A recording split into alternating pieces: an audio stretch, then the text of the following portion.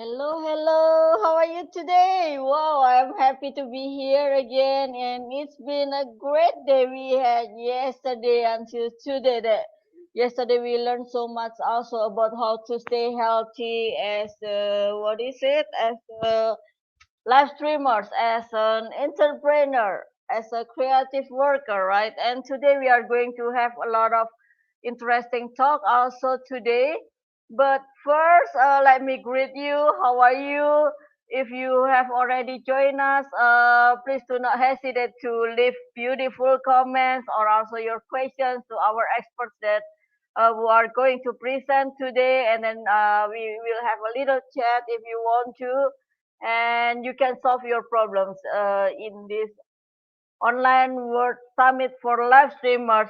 We are focusing on digital marketing this year, and it will be amazing, I believe, because this year we really needed to improve and to accelerate our business, right? So further ado, I would like to thank all of you who already participate in this event as a speaker, as a sponsor, also as a viewer, of course. And it will be great if we support each other because we need to learn each other also, right? By helping others, we are going to help ourselves also. So let's surround ourselves with the positive people who know about our dreams, who support our dreams and live us, okay? And then here are our sponsors. Hey gang, Ross Brand here for Livestream Universe. I want to invite you to join me in participating in the Online World Summit for Livestreamers Digital Marketing Edition with Anita, Sonya. It's all you need to know about digital marketing in 2022. It's taking place January 24th to 28th of 2022. It's going to cover a lot of different topics, not just live streaming. We're going to go deep into digital marketing, from live streaming to podcasting, YouTube, course creation, automation, content creation and repurposing, pricing your course and program, monetization, and a whole lot more. It's run by Anita, Sonya. She's done several of these events in the past and always puts together a great lineup of speakers and sponsors. And Proud Livestream Universe is going to be a sponsor of this event, and I hope you can join us as either a speaker, a sponsor, or an attendee. A lot to learn, great networking, great guests. Hope to see you there. Online World Summit for Live Streamers, the Digital Marketing Edition, January 24th to 28th, 2022. Talk to you soon. Wait, how'd you get your video like that? Right, you got us over here looking like a hot mess. No, it's actually a powerful live streaming app for Mac called Ecamm Live. You can add some overlays to your video, whether it's a simple graphic or you want to have some titles or other info at the bottom of your screen. You can even add animated overlays like this one or this one. And you can add branded overlays to frame you and your guests and look like a real legit broadcast. And you can save each layout as a scene and switch between them with the press of a button.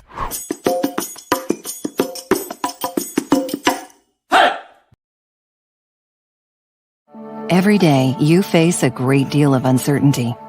But one thing remains the same. Like a good neighbor, State Farm is there. Verizon knows there's no better way to stream your Disney favorites than on America's most reliable network. That's why we include Disney Plus with your unlimited plan. And plans start at just $35 per line. Your body benefits from movement, but your mind benefits from stillness. Practice uniting the two with a free trial at glow.com. Discover new flavors, explore new places, while sharing unique moments with those you love most. Enhance your experience wherever you are with San Pellegrino, a new kind of nutrition for a new kind of active. Vega, helping you to be better every day. Our communities are stronger when we join together. We can serve all of our neighbors experiencing hunger by just one act of kindness at a time. Find a local food bank near you at feedingamerica.org. They say laughter is the best medicine. Can't go to school ever again. Of course, actual medicine is the best medicine.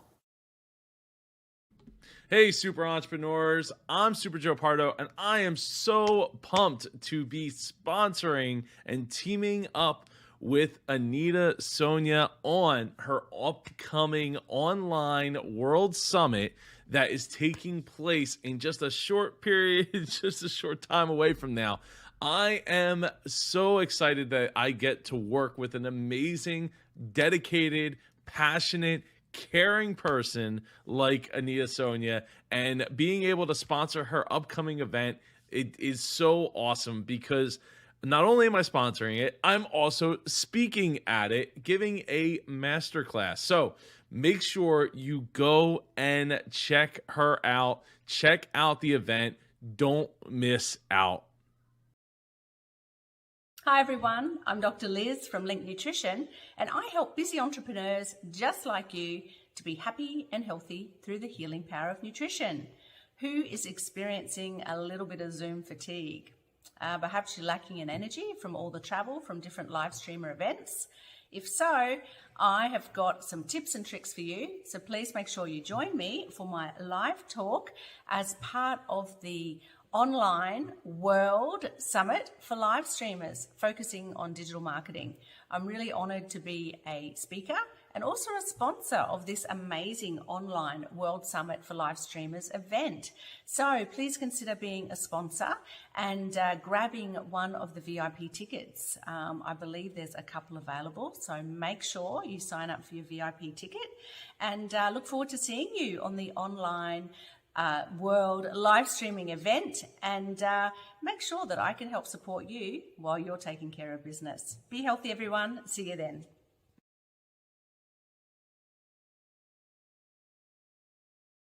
Well, hello, my name is Annie Gibbins, founder of the Women's Business Incubator and Life by Design. And I am thrilled to be partnering as a sponsor and speaker at Anita Sonya's upcoming online World Summit for live streamers. If you haven't done so already, now is the time to register for this incredible summit, which is going to be the 24th to the 28th of January 2022.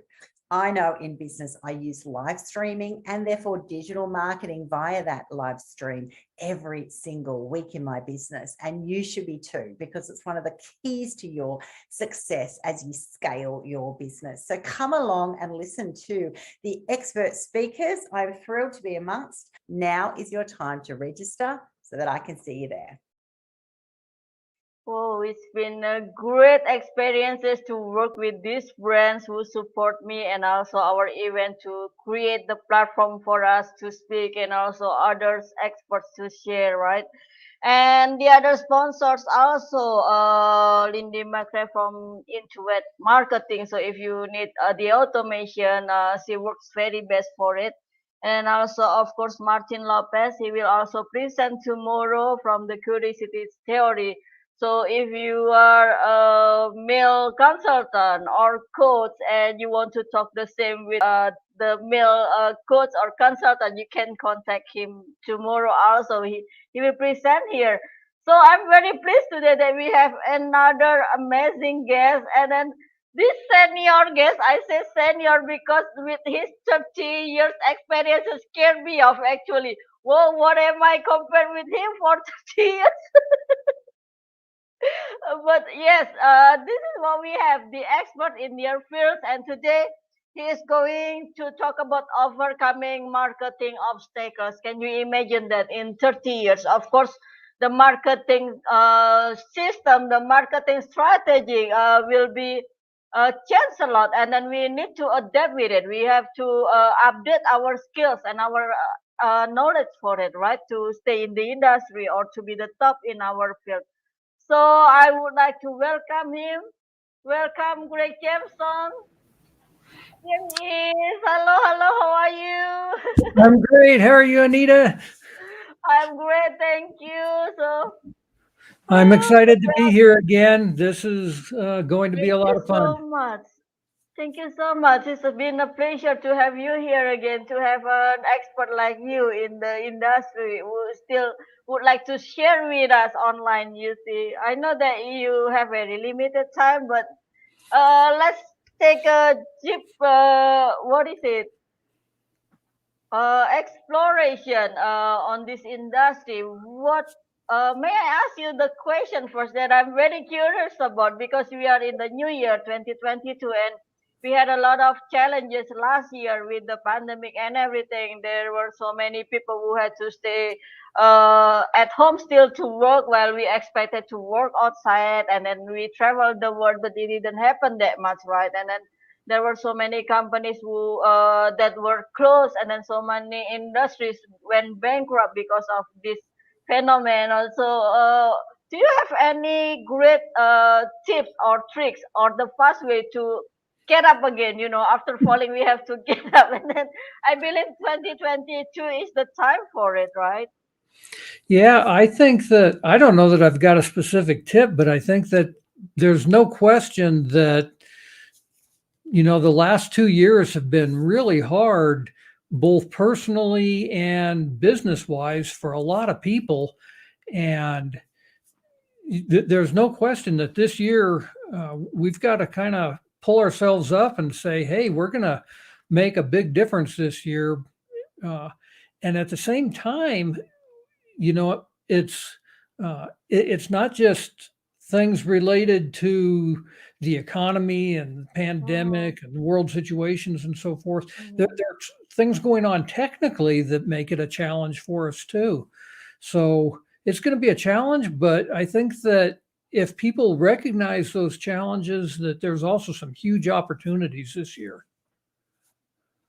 And in your opinion, how is the prospectful business this year then?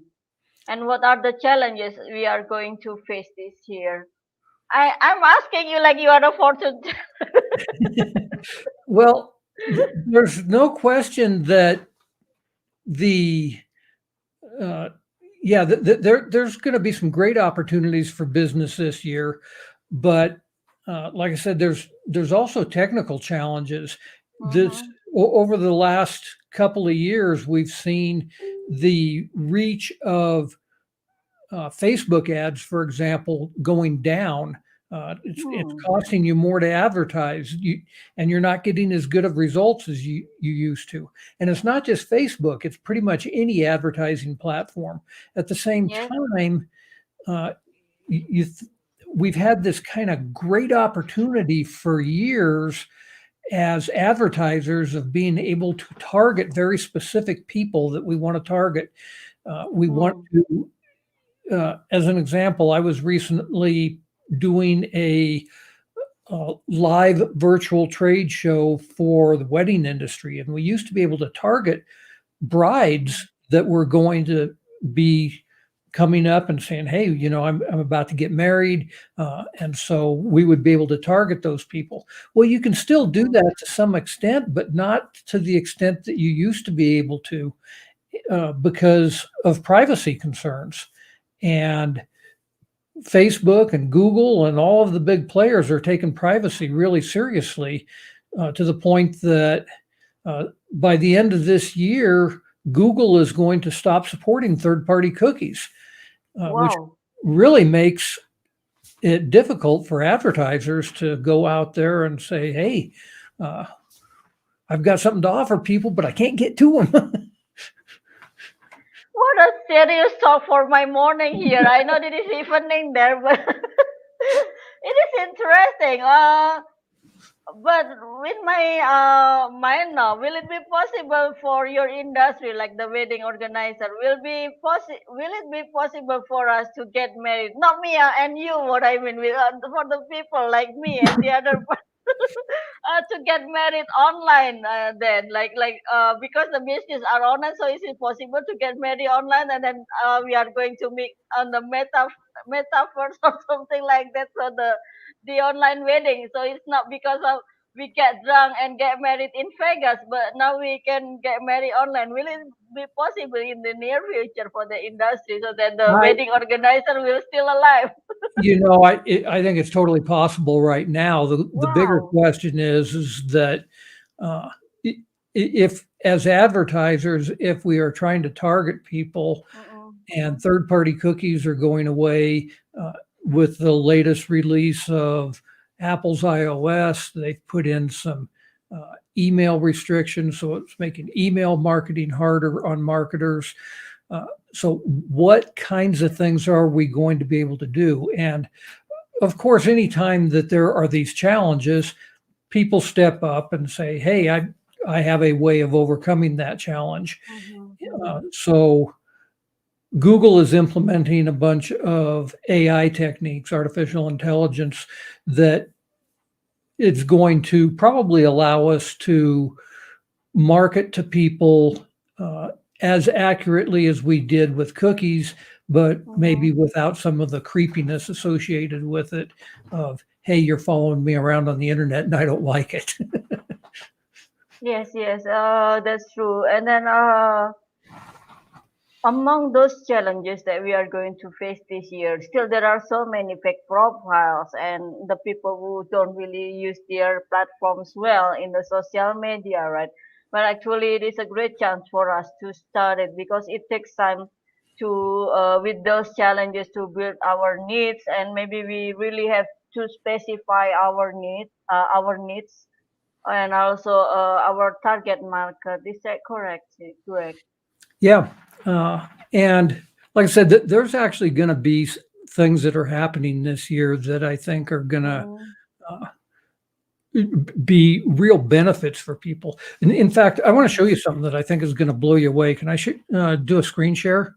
Yes, yes. There is screen share on your icon there on the bottom. Okay. Under your screen. Share. There is share. Yep. Here. I see it here. So let's see. Share screen.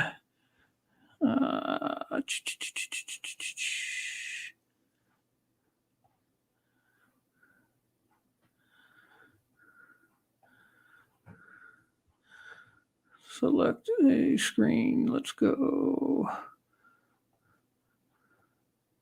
And you have been working with big industries in leadership and also the technical communication skills such as payment test, Ball Aerospace, and Los Alamos Lab. So do you still work with these big industries today? Oh, absolutely. So are you seeing my screen at this point? Not yet. I haven't got it yet.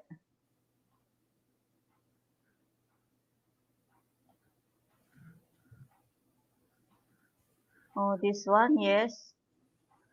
It should be a Google screen. Yes, now it is there. Okay. So I'm going to just do a search here.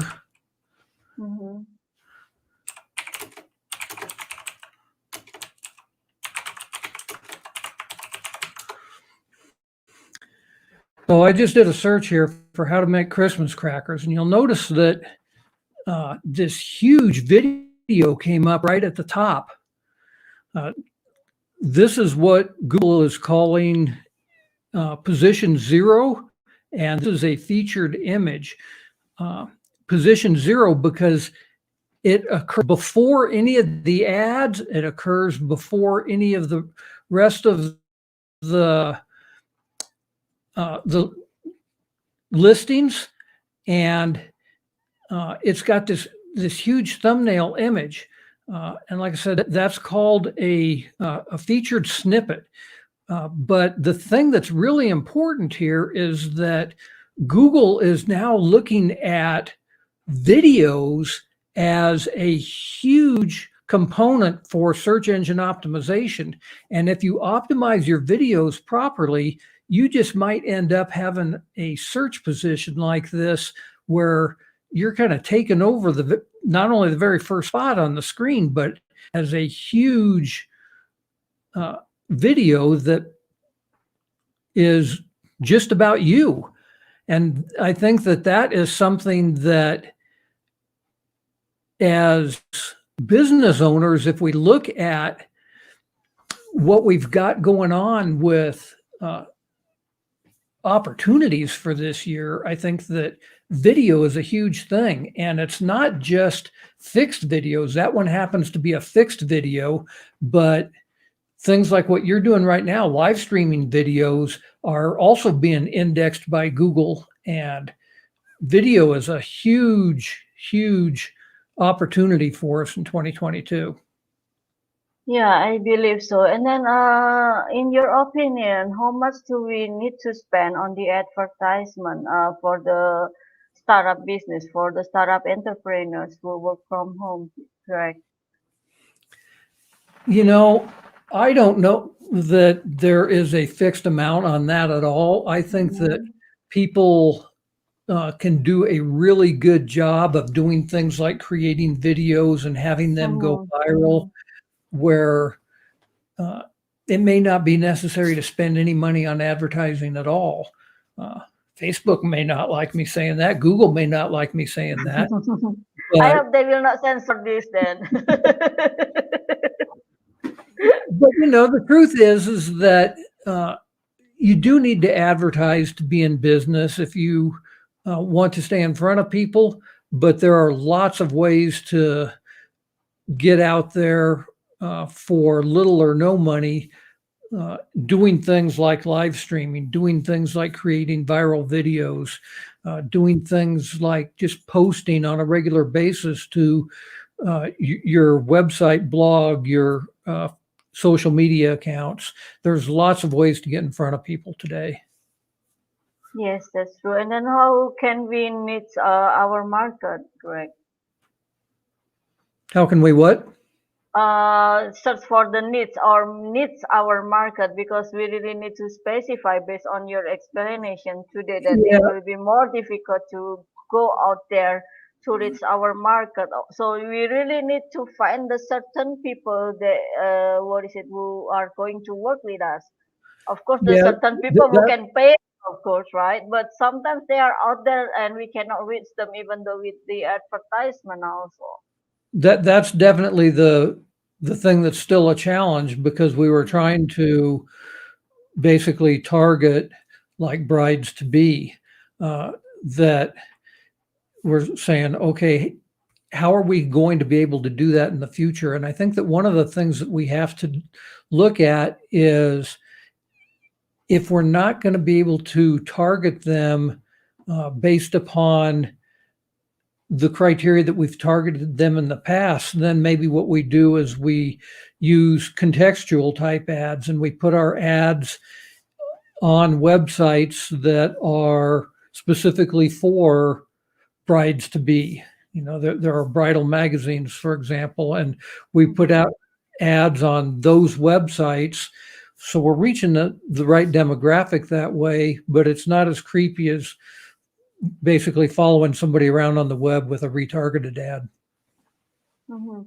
Do you have any special ways for us to create our needs or to find our needs? No, I think that, most of the advertising platforms Mhm. will allow you to specify that, and I don't think that's going to change anytime soon. Contextual ads Okay, okay, are great. are, Mhm. are pretty good.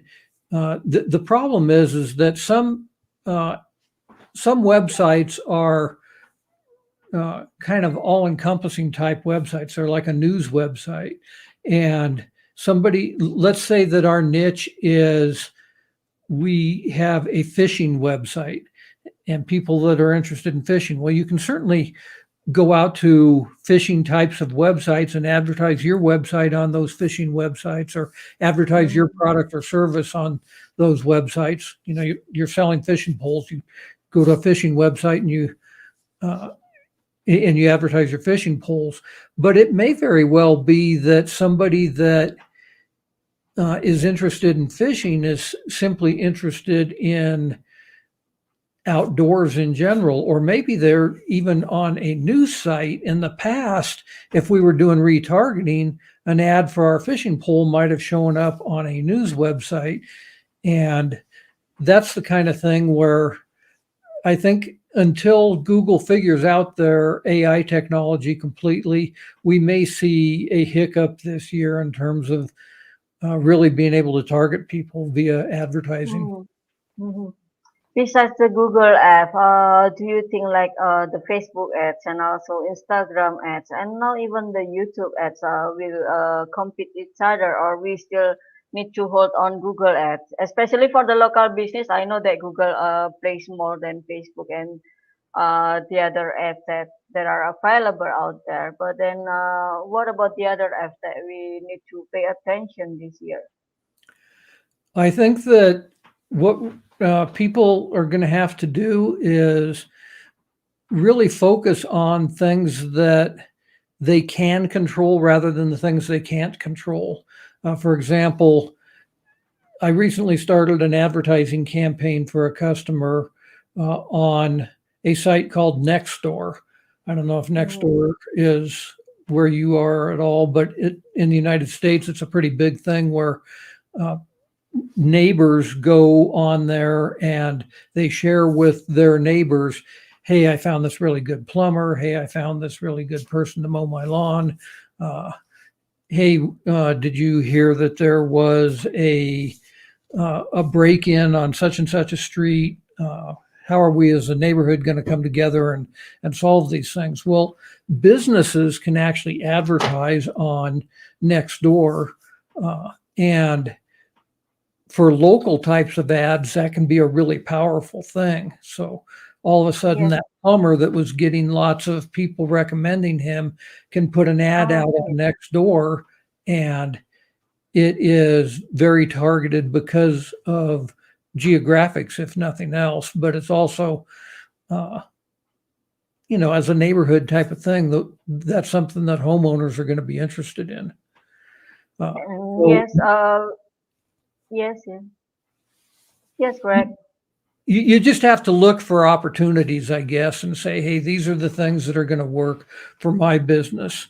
And like I said, advertising is only one way of getting in front of people. I think that doing the things that I was talking about with videos, doing things with live streaming are opportunities that businesses are just going to have to take a look at and say, hey, maybe I need to be doing this. Even if I am a local neighborhood plumber, maybe I need to be live streaming at least once a month so that I can share my knowledge with people. And in reaching these people, I know that advertisement is the best to reach these people. But what about the content in the advertisement? What will be the trend? Or, like many years ago, like 5 years ago, we create something like the blue ocean strategy or something like that. But what about this year? Do we still need those kind of strategy then? I think that's going to depend completely, from one industry to another in terms of what's going to work best. I really feel that with the changes that Google continues to make to their search algorithm and the fact that they're pushing video, I think that video is going to be important even in ads. Might be a 15-second video just to get somebody's attention. But I think that the content really depends upon the industry, but the format of that content, I think that it's got to be something that catches people's attention. And a 15-second video is probably a good way to do that, regardless of which industry you're in. Yeah, so maybe next time on our next online world summit for live streamers, I'm going to do that for 15 seconds because now I asked the sponsor to have 30-second video because that is the best in my opinion right now because then they can explain about their industry, then they can be very, very sharp in it. But also the 50-second video because on Instagram, it takes about 50 seconds, but more than that, it will be cut off, right? Yeah, it's tough to say anything substantial in that short a time, but TV commercials have been doing 30-second commercials for a long time, and if you get good at it, 30-second commercials and certainly 60-second commercials are entirely feasible, and can be more powerful. Yes. They can even be more powerful than a longer video might be. Wow, yes, and I see like the big industry like ICAM who sponsor us also have have 30 and 50-second videos, but also like StreamYard, for example, that I use right now, also has 15-second video. So I think we need to follow or to get the update from those industries, how they also market it, so that we can learn from them and adopt it with our own industry. Is that correct? Right. Yep. Or I do you think have any more tips for that? the biggest tip for everybody is, you know, it's been a challenging last couple of years. Let's Oh, very much. let, Especially here in the developing country, we don't get big what is it, money from the government like you. You don't need to work and get the weekly or money like in Australia and US, but we don't get I it. think there's a lot of I've just people got it now, even but here only for that, certain people. Yes. yeah, that they don't necessarily get money either. And I think that it's, you know, throw those challenges of the last 2 years in the garbage can and say, hey, what have I learned from this? And what can I do to really make this year be the best possible year in business that it can be? Because I think that even though there are these challenges, there's the challenges with advertising, there's the technical challenges, there's the ongoing challenges of all the world problems. Just take a look and say, what can I do to make this be a really positive year? And put your head down and make those things happen for your business, because there's also lots of great opportunity. And it doesn't really matter what your niche is, what your business model is. There's some great opportunities that are happening this year. What business opportunities that you look up into this year that will seems to be will be boosting, or will be very very big to invest in? Yeah, well, certainly in the last couple of years, e-commerce has just taken off. It was something that people were doing before that, but now it's kind of was a necessity. And so you can sell lots of different things online, both products and services. And you're more likely to be successful now than you would have been a couple of years ago. The technology's better. There are ways of taking payments. There's ways of shipping things. There's all kinds of things that make an e-commerce website simpler than it used to be. There's all of this technology that's come about in the last couple of years with doing video conferencing, like what we're doing now. That has improved greatly. And I think that, you just put all those things together, and there's some huge opportunities for every business. Yes. Greg, interviewing you or asking you questions, this is like I'm asking the FBI or CIA agents, because you know all of the secrets in industry that maybe for the young entrepreneurs do not know yet, because we've just started or we struggle a lot in our business, right? So that's why I asked you about it. And it's been always an honor to have you here. And what is your message for us this year? What we really need to focus on this year, then, besides the marketing and focusing on the e-commerce, because it will be big or huge this year? Well, I think that, like I said, I think that the video is going to be a huge thing to focus on. I've got 2 new books coming out this year. Wow. Would you please give the secret also, maybe on the screen? Maybe you already have it. The first one that's going to come out here in just a few weeks is called Cyber Wars. Wow, congratulations. Cyber Wars. It Not is, Star Wars. it's a parody of Star Wars, but it talks about cybersecurity, and it's a really fun and entertaining read. It's not just a boring educational only topic. Then virtual trade shows is something that's been a huge factor in the last year. And I think that even as the world is opening up again, that virtual trade shows have shown that they have a lot to offer for people that are doing marketing. And the end result of that is I've got another book coming out on how to get the most out of putting on a virtual trade show or attending a virtual trade show, so that you can really leverage that and help to market your business. The great thing about a virtual trade show is that people attend those because they want to be there. It's not like an advertisement where it's being put in front of you, whether you want it to be or not. People go to a virtual trade show because they want to learn what the people have at that show. So I've also got a product coming out in conjunction with that book that's going to be basically a virtual trade show in a box. So people put on their own virtual trade shows.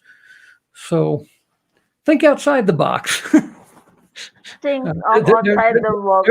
Well, I'm moving to the small island, so not on the big island anymore. But yes, it is not where I live, but where my mine will be, right? So, Greg, but are you going to share that? Would you please share that info about your book and everything, your program in our group? I will do that. In our Facebook group, yes. Yeah, and maybe there is a discount for me. And will be signed by you, of course. If absolutely. It is possible. Yep. That's one of the great things about writing books is I always trade books with other authors, and I've on the wall opposite me here, but behind me is obviously just a log wall, but on the wall opposite of me is my bookcase, and it's full of books that have been signed by the authors, and I absolutely treasure those. And I am, because I treasure those, I'm totally honored when somebody asks me to sign a book for them. So I will definitely. There'll be yeah.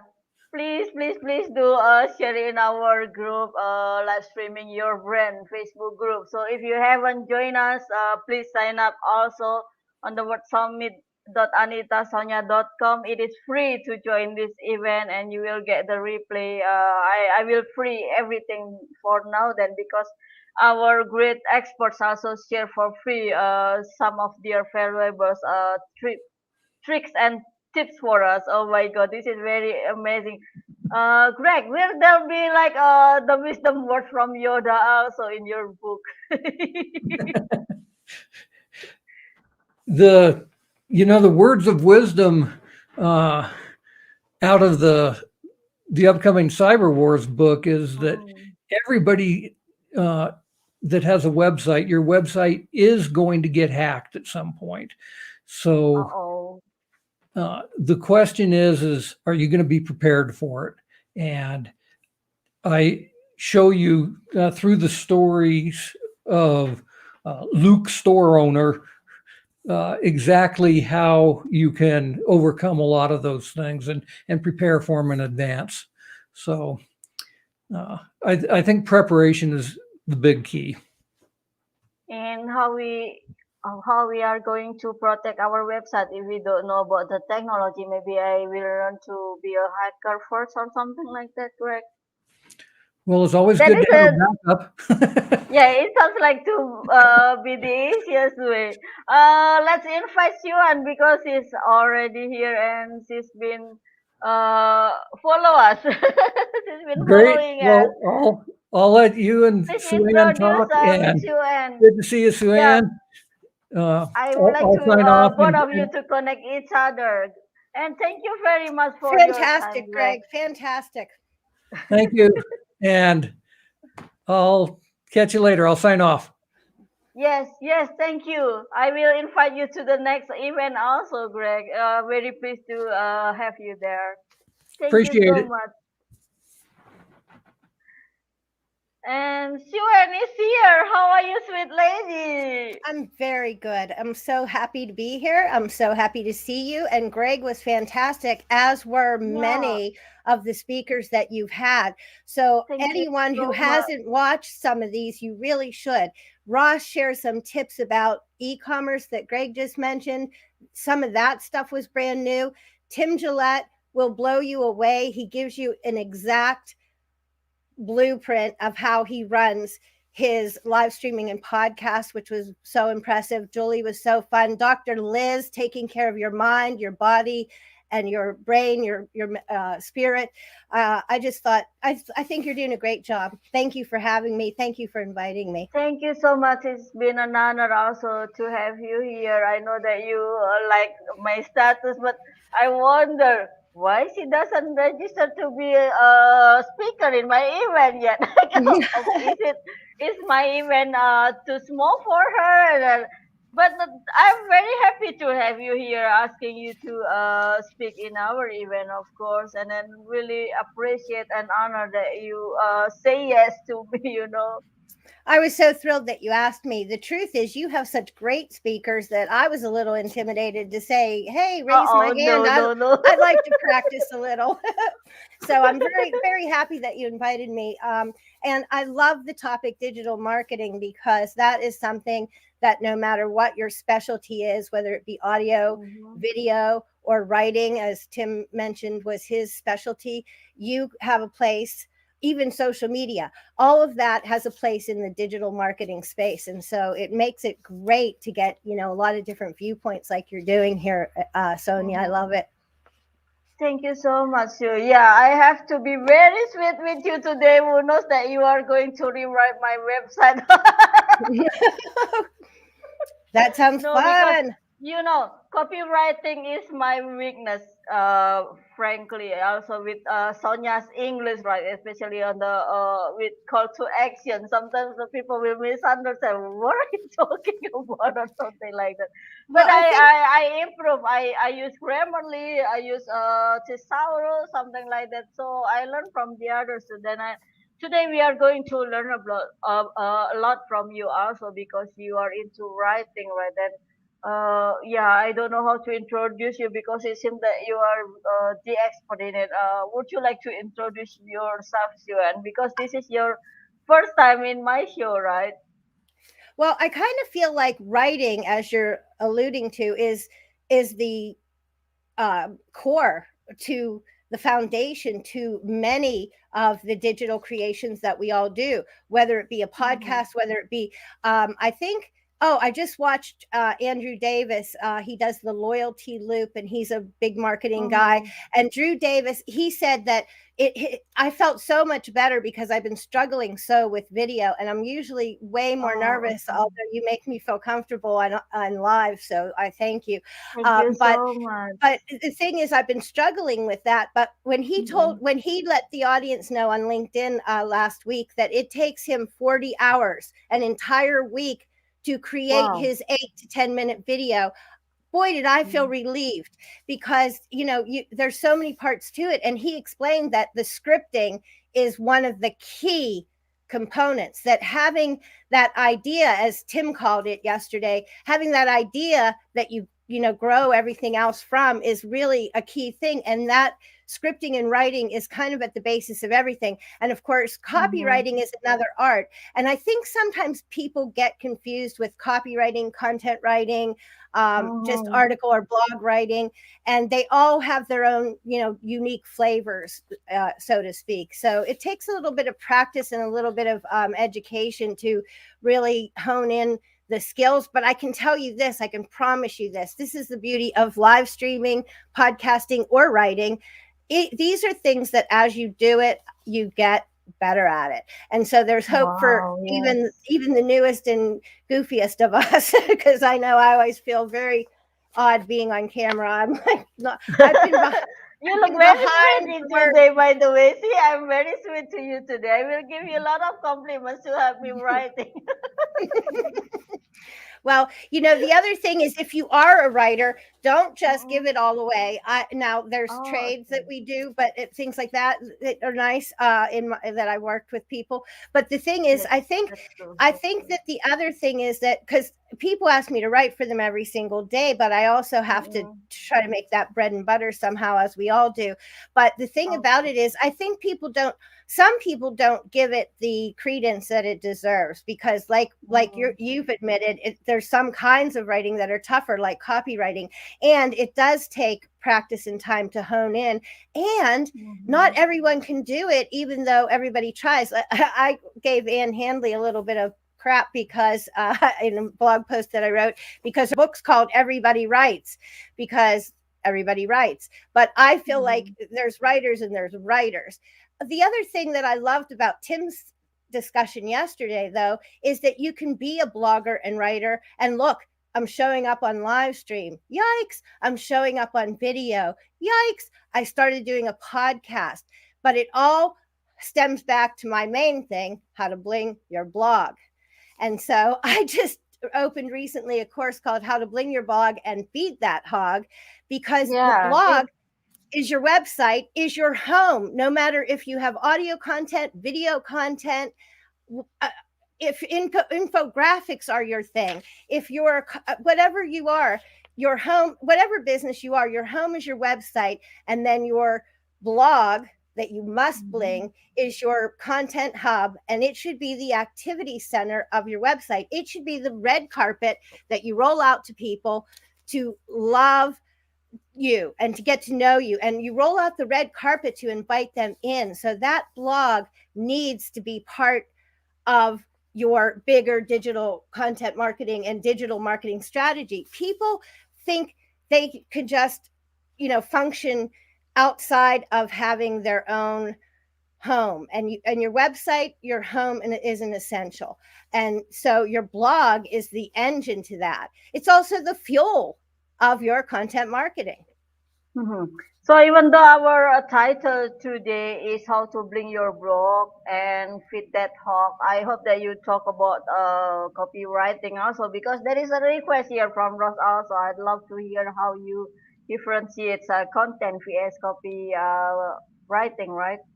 Well, this particular presentation that I have for you is kind of more about digital marketing and where your blog property and website property fits into it, and what you need to figure out no matter what your media is. I think what I have to share is something that applies all the way around, but I'd be happy to come back and get specifically into the copywriting topic. I just did a tweet chat for Anthony Genzel on copywriting recently.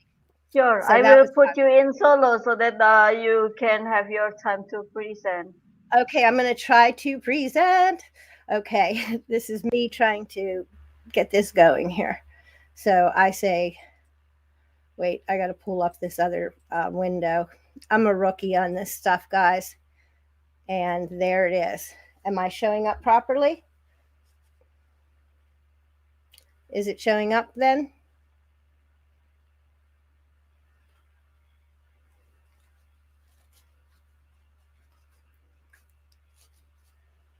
I can't tell. Let me make sure. Are you seeing my screen?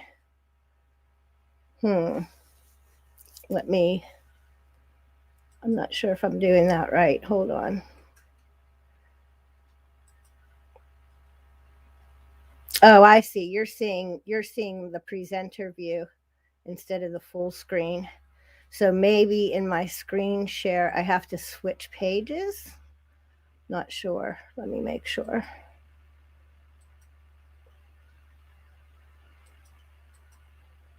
Sorry about that. I'm gonna try to pull that screen share up again, because I think I pulled it from the wrong place. And here I thought I was all set up ahead of time. How do you like that? Not set up ahead of time. Okay, we're gonna try this again.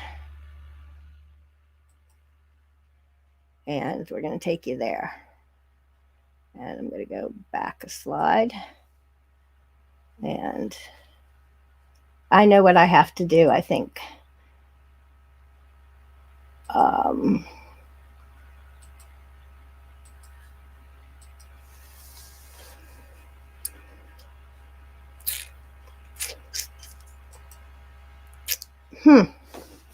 I don't seem to be sharing my screen, you guys. What the heck? I thought I had it set up. I'm going to try this one more time. If not, I'm just going to have to wing the information without the screen share, but let me hope I can do it. So I'm going to go to, here we go, share. And I'm going to just go with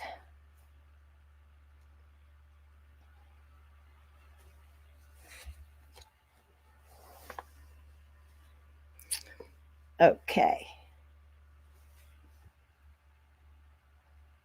So how come you're not seeing it? That's very weird. Let me try clicking on this.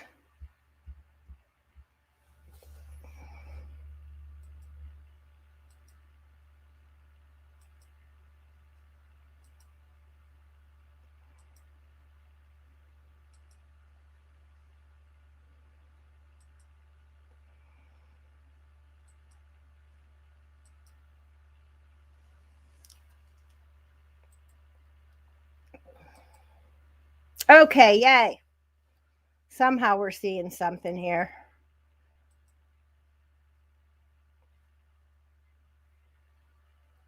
So I think I want to get rid of presenter mode. And now you're seeing nothing. Oh my God.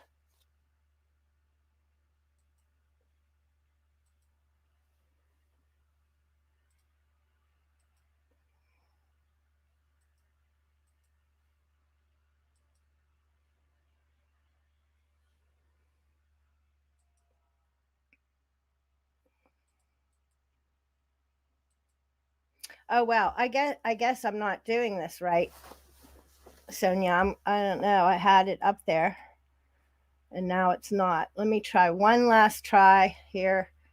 I'm going to try to bring it up as another window, like start fresh, and then we can hopefully see it.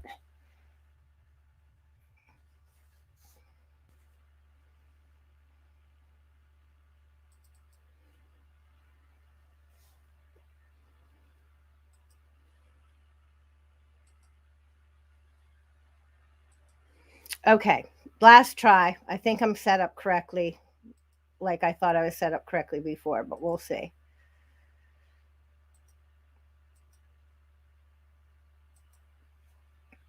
Okay. There we go.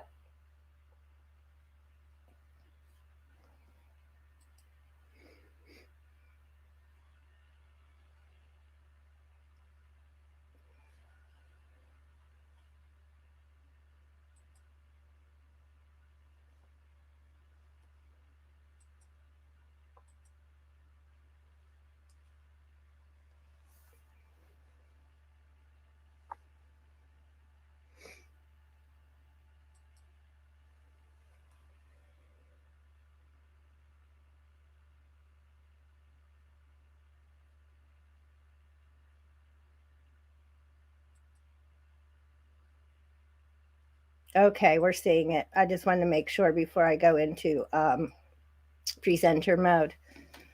Okay, hallelujah. Hello freaking Luya. I am terrible, you guys.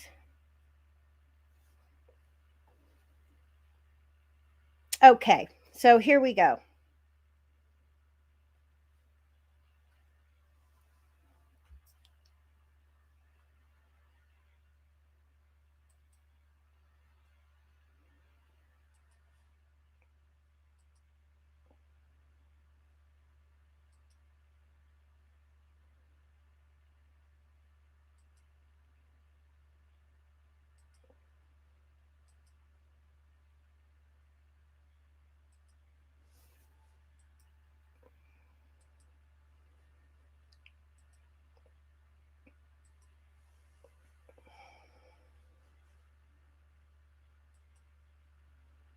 Okay, we're finally seeing it. I am so sorry, you guys. I came. Sonya said to me, "How come you're on here so early?" I'm like, I want to make sure I have my screen share up properly, so you can see how that worked out. Not at all. Anyway, let's get to the screen share and talk about how to bling your blog and feed that hog, because really that's what it's all about. And why I say that this belongs with streamers and video people, audio people alike, is that your blog again is your home. It's your website is your home. Your blog is the activity hub within that home that brings people to your business and lets them know that you are the guy that they want to get to do business with. They get to know you, like you, and understand you. I also do a little thing called the Mizzy Biz, Mix Sizzle and Shake Your Business podcast. I've been doing it since 2017. And as I mentioned, I'm a writer. So why did I do podcasting? Well, I did it by dare, of course, like I started many of things in the digital space. You try this. Okay. And what it is another audience, another way that your audience can hear you and get to know you, and they can understand what you're about. You can reach not only a new audience, but you can offer your old audience a new way to learn about you and to find out what you have to offer and what you bring to the table to share about your business and what you do for their business, because that's what's most important. How to Bling Your Blog and Feed That Hog is all about transforming your blog into that 24-hour marketing machine. You want to invite people in. You want to roll out the red carpet and let them know that you love them.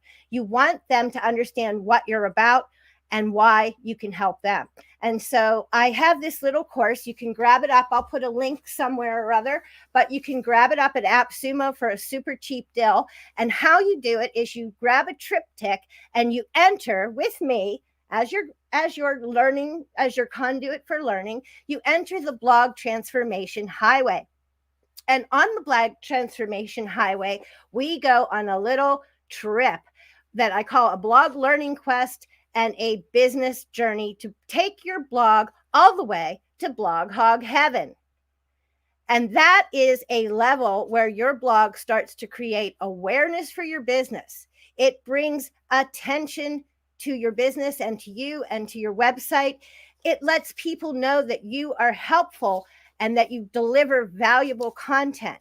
Now, I suggest you start with one thing. It can be audio, video, or writing, but eventually you're going to want to transform that into something much more.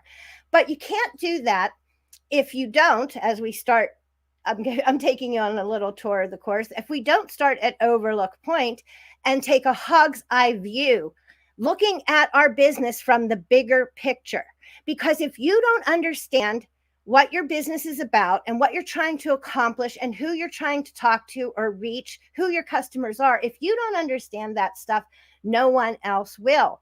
So a lot of people go out and say, I'm going to be a videographer. I'm going to be a podcaster. I'm going to start a blog. But they never stop and think, what is the purpose? What is the bigger purpose behind it? Are you looking at your blog or your video content, your live streams as part of and in conjunction with your business?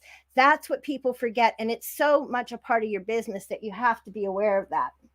So what I'm talking about, guys, is things like vision and values, understanding your mission. What are you trying to accomplish by having a blog or a podcast or doing video? What is the reason behind why you exist? So if you don't understand what your target is, you're not going to hit your target. But if you don't understand and communicate clearly what you do, who you do it for, and why you're the best at doing that, if you can't communicate that clearly and understand it from an internal level, how do you expect an external audience to also understand it? They won't. That's why it's so important that you get clear on your, what Donald Miller calls story brand. I call it brand story brand. The point is you need to communicate to people in a succinct and clear, concise fashion what it is that you bring to the table. So right now, for a year, a lot of the content that I've been producing is about blog blinging and how you make a better blinging blog. What are the components that you need to do, starting with writing and skills for writing tips that you need to make your communication clear and reach the people that you're trying to target. So we're gonna take a look at, because look, if you don't look at these things again and get this clear, then you're not going to get the business results that you need. So you're going to have to hone in on figuring out, what do you do best? What are your core competencies? How do you differentiate your product, services, or process above any other product, services, or process? So on your homepage, you're going to be telling people what you do, who you do it for, and why they should care, which is your core competencies taking center stage. It's letting people understand your product, your service, your process, and why it's better than others, why people love you. And so you're going to be looking at your unique value proposition, or UVP, and you may also be looking at a unique selling proposition. Now, you can use both of those things within a marketing or digital marketing framework, because sometimes you'll save your unique value proposition as that underlying brand story or story brand that tells about everything that you're about. But other times you'll want to work with specific products or services. And in that case, you may branch into selling propositions that fit the category that you're working with. Maybe you do digital marketing. Maybe you do social media marketing. Maybe you do digital strategy, whatever positions that you take with your services or products. Maybe you have product lines that fall under different categories. And this is where you pull your talk points. And this doing this whole study is going to all come down to giving you what the answers that you need. Another place that you'll learn about your differentiation, I should mention, is from customers. Your customers will tell you what you do great. They'll tell you what you do differently than anyone else they've worked with. They'll tell you what they love about you. And so you need to be listening at all times to what people are letting you in on, to get the secret and to know about what it is that you do, so that they can understand it. And everyone should understand it, by the way. You should have stakeholders of all types should understand it. That could be your internal audiences, your employees. If your employees don't know what your value, your mission, vision, and values are, if they don't know where you're headed and how you do business, how are they going to help you reach your goals? So it's so important that you get clear on this from the inside out. And you can look at this, deeper by doing some research. You can think about specializing. And if your specialization, if you take a specialization perspective, you can then be the go-to source on whatever it is. And a lot of people, my friend Ryan Bidoff is one who will tell you that niching is a great way to stand out, because then people say, blogging Ryan, just like that. They know exactly what he's talking about at all times. The other thing is you may end up working in segments. Again, you may have different kind of customers, or you may talk about different kind of things. But in some cases, you may want to have separate websites for separate services, because people want to be really clear, and they need to be really clear when they come to you and see your website about what you're doing. If you're all over the place, if you have 52 categories, you're just confusing the world. So even though you might have multi-customer bases, you really have to get a strong hold on what you're doing and what you're presenting in your digital world, creating your digital footprint through what you show on your properties, like your blog, your podcast, your videos. And you really have to figure out your target market, which again, this is a tough one when you're new, because you don't know who your who is.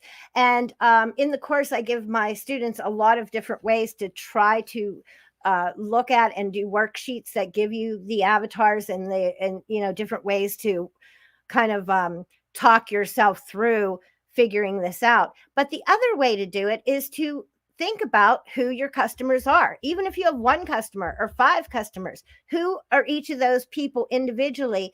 Because if they're people that are ideal for you, that you love working with, you need to clone them. You need to find more people just like that. So that's going to be really important to you. And another way to go about it is a SWOT analysis. And most people think about this in the bigger marketplace, but I say start with your SWOT analysis internally. Start with your own, figuring out your own strengths, weaknesses, opportunities, and threats. Because when you understand what you're good at, you can push that forward on your to-do list, and something that you need to do in business but aren't so good at, your weaknesses, might be something key to your business, and you might have to use freelancers or hire out, use suppliers, that kind of thing. So you know, and you don't want to become a writer, a blogger, and make blog content writing your biggest thing if you hate to write and you're terrible at it. So you're going to look at what you like to do, as well as what your customers and what people want you to do. You're going to have to kind of put all of that together.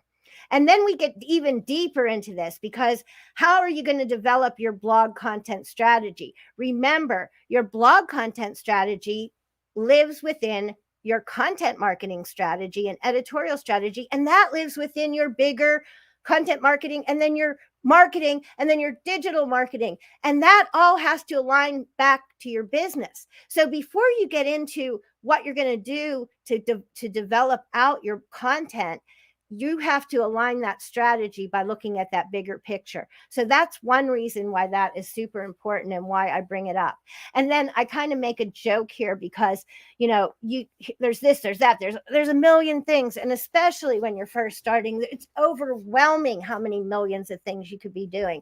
But as you hone in on the first one that you decide is your thing, writing a blog, then you develop that out. It's getting good at one thing before you move to the next, and before you develop it out.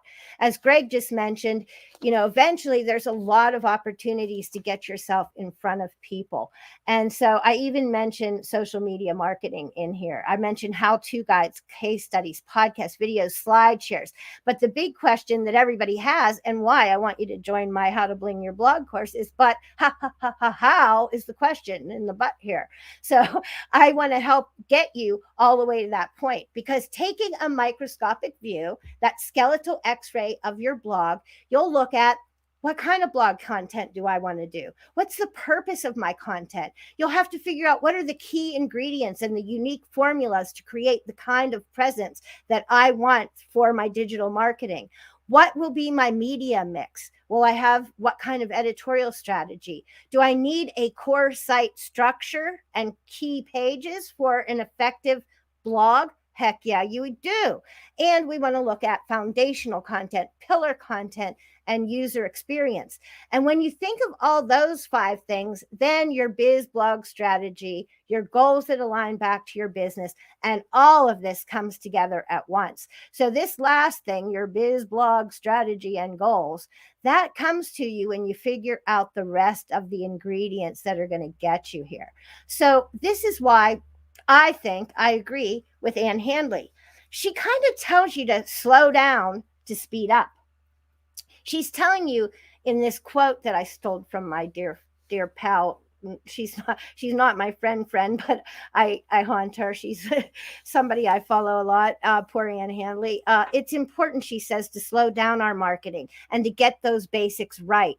And so that's one of the things that I think, if you're going to take your blog on a transformational journey, you need to slow down and think these through and get these intentional and get these things right on target, right?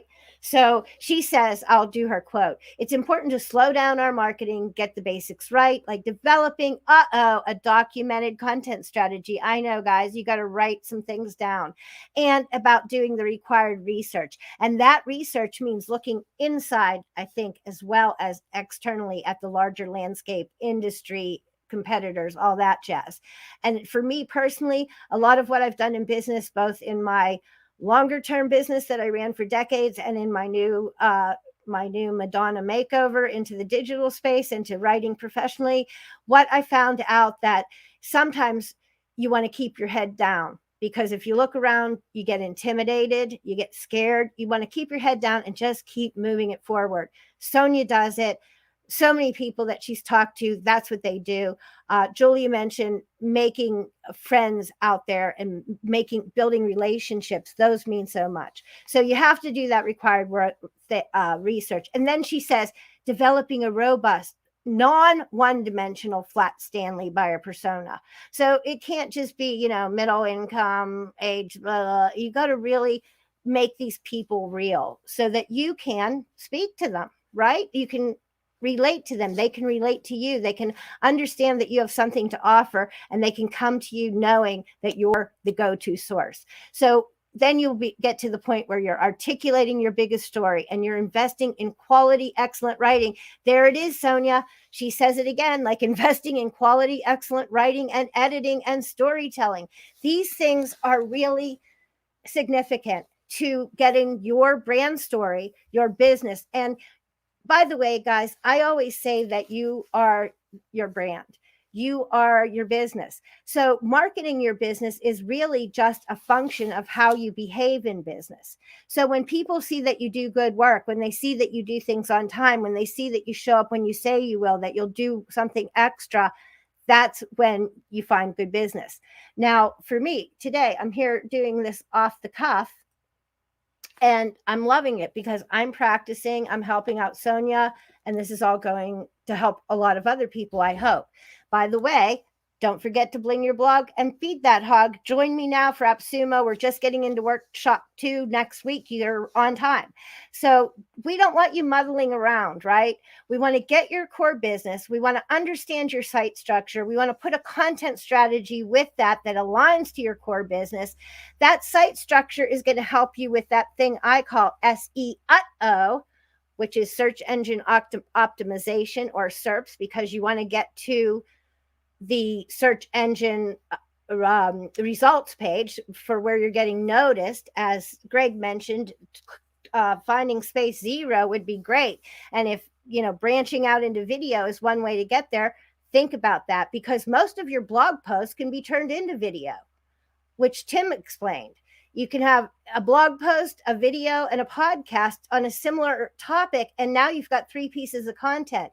One thing that I don't do, I should mention maybe here, because there are a lot of live streamers and podcasters out there, I don't consider a transcript of what you do live or on your show, whether it's live or not on your video. I don't consider the transcript to be a blog post. Now, I know a lot of people cheat and that's how they do it. But I believe if you're going to be a professional and if you're going to make each piece of content valuable, you want your blog content that's associated with your video content to be something in addition to that. You want to add additional sources. You want to talk about things a little more in depth than you could get to on the video and so forth. So that makes it a unique content in and of itself.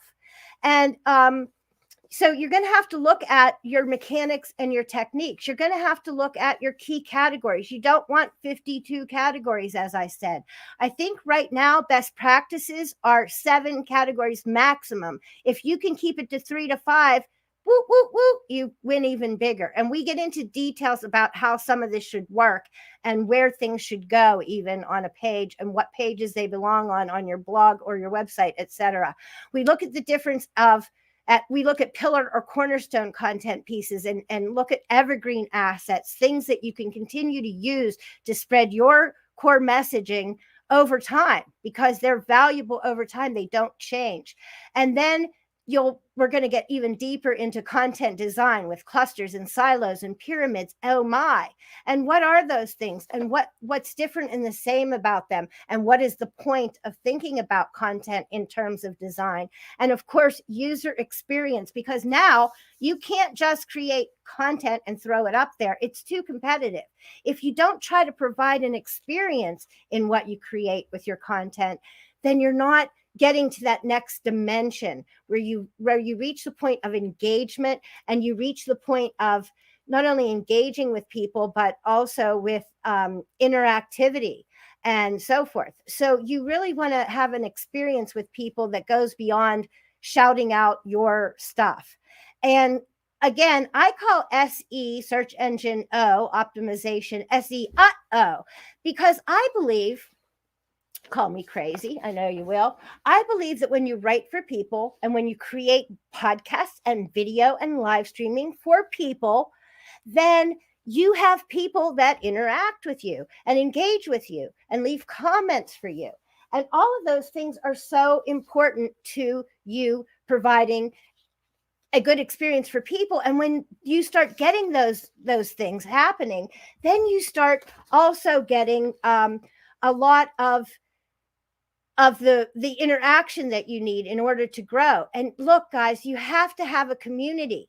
That's what marketing is about now. Your brand becomes created out of your community, how other people see you, and how they see you is how you operate in your business, how you come out and show your face as your brand. So these things are super exciting. By the way, Gord, thanks for stopping in. I see that you're here in the comments. I really appreciate that. You guys, your moral support means everything to me. You've all taught me so much. Ross, also Gord, my friend Lee Love, Jeff in High Def, all these guys have been so good to me in helping me come into this visual video space where I don't want to be. I'm not comfortable, but I love this stuff in digital. So if I have to come out and talk to you live about it, here I am, guys.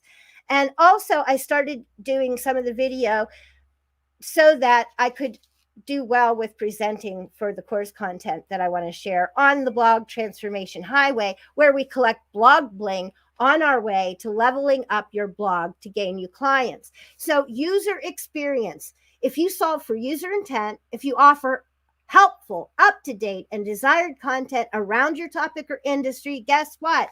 When you make people happy, Google notices you and you'll make them happy too, right? At least that's my opinion. I know some top people, they might get mad at me, but I'll name a couple just off the top of my head. Myself is one that doesn't always concentrate as much as I should probably on SEO.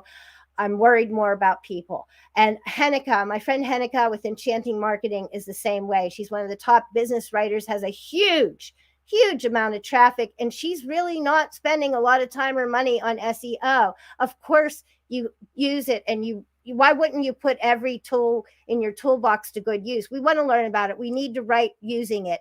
But if you can crack the nut for user experience and build a community and have friends who are going to support you, then that's everything.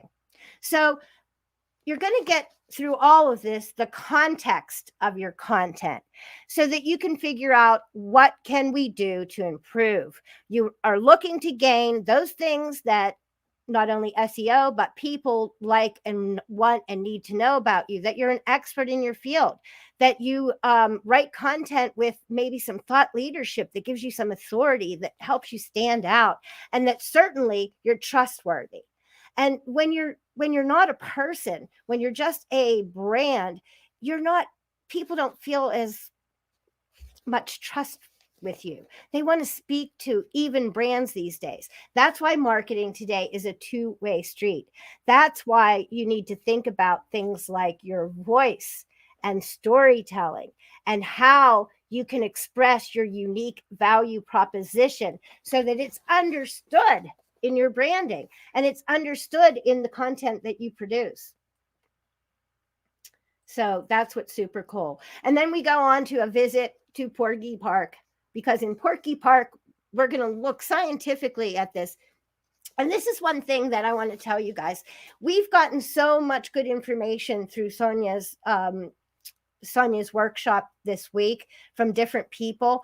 But what you'll find is when you figure out your own footprint out there in that big, vast digital marketing space and in that big digital world, you will come up with something that's uniquely yours and your own. It won't really be a replicate of other people.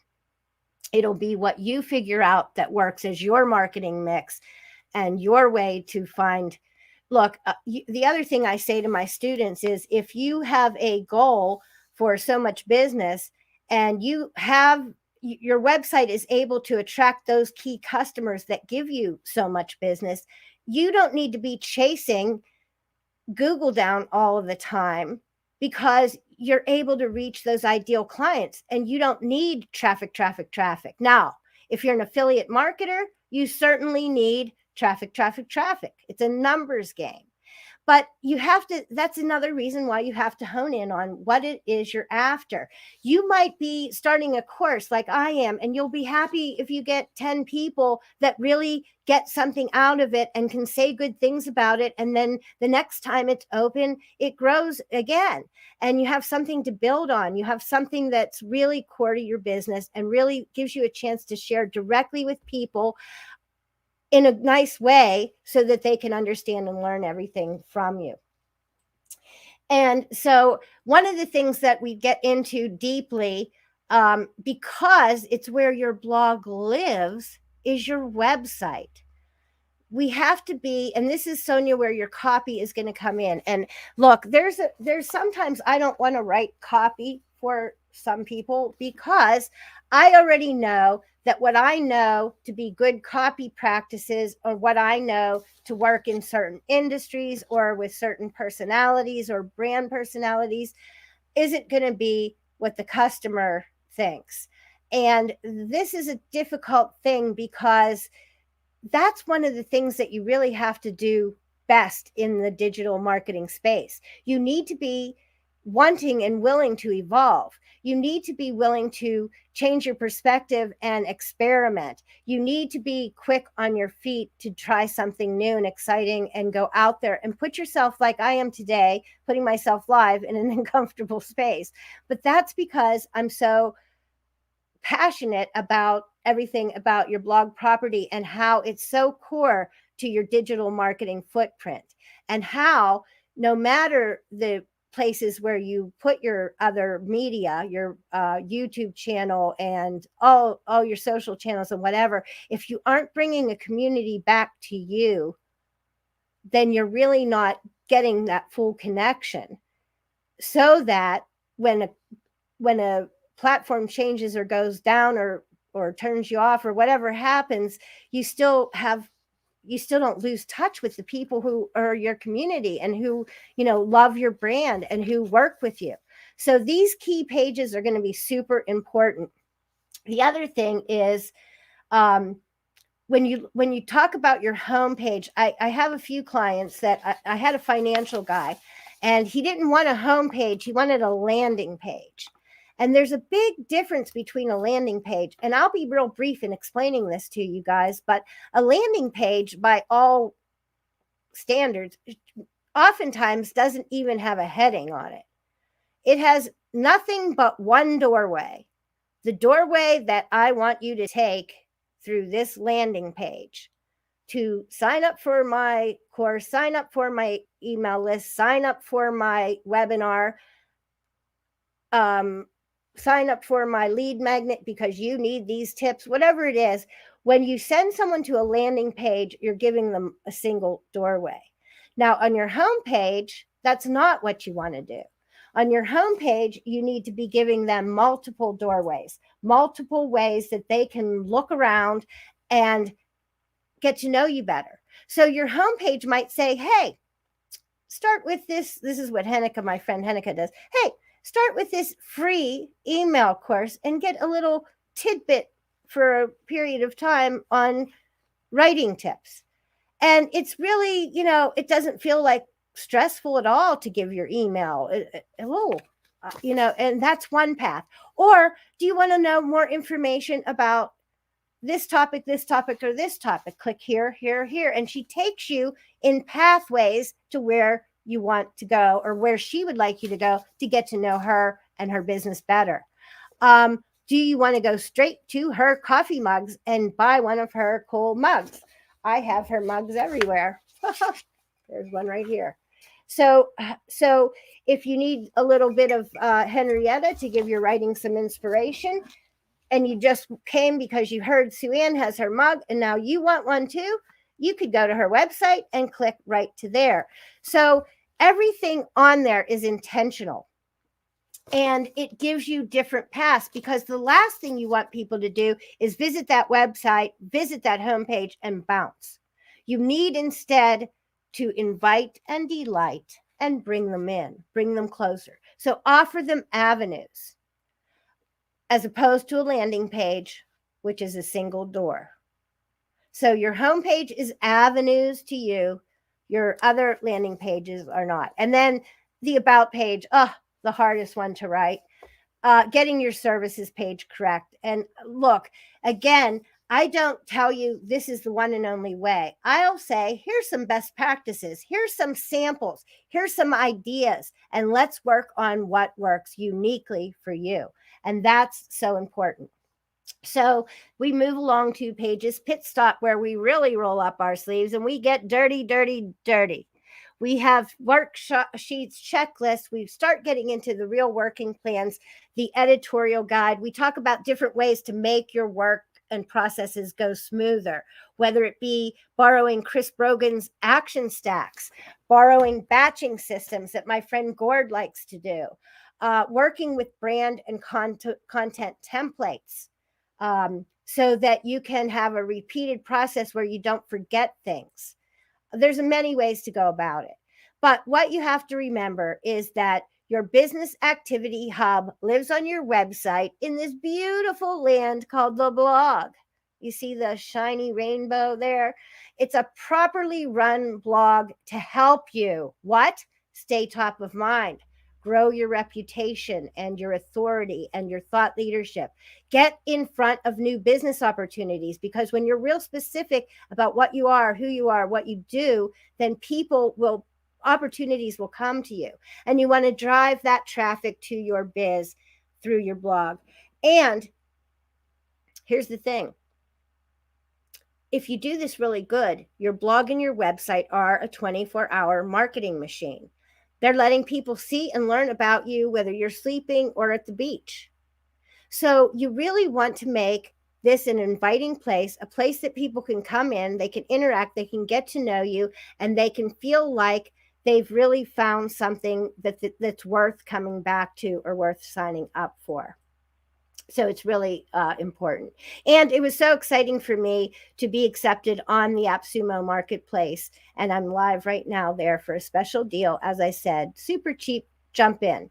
So getting your content out into the world to do its job is something your blog also is responsible for in many ways, because as the content hub for your business and as the place where you are in some ways fueling your content marketing and giving your best work, your best information to help people, filling that blog with value to people who need to know about what you're offering. So it's great, it's there, but if it's there, it's just there. My writing didn't take off. I didn't start getting any traction until I understood that it's not just creating fabulous content, but it's also learning about amplification and distribution. And I think yesterday in Tim's topic, he talked about a lot about how repurposing and how working with other people and their audience allows you to amplify and distribute your own information. So it gets it out there in front of people, all the better, right? So I think it's a great thing to do. But you have to learn to be aware of your audience, aware of how to make them take action. And that's something I'm going to get into this week, which I have some special surprises for my students, but we're going to figure out how to make that audience take action. And you have to look at, what your goals are. You have to look at what are my KPIs or key performance indicators? What goal do I have for my business? What goal do I have for my blog as a whole or my content marketing strategy? What goal do I have for this one piece of content?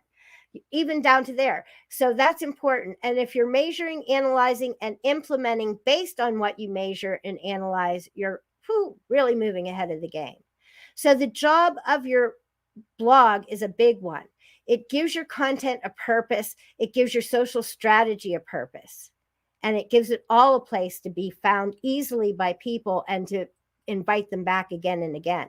Now for social, I'm going to give you 3 tips. I have a few more minutes here to fill for Sonya. So when you go out to social, it's hard to get started sometimes, right? And people aren't sure what do they do. And the worst thing you can do, but what we all think we should do, I know I think it, and I've been doing a little more since I'm trying to promote this course, but the thing that you don't want to do is just share what you create.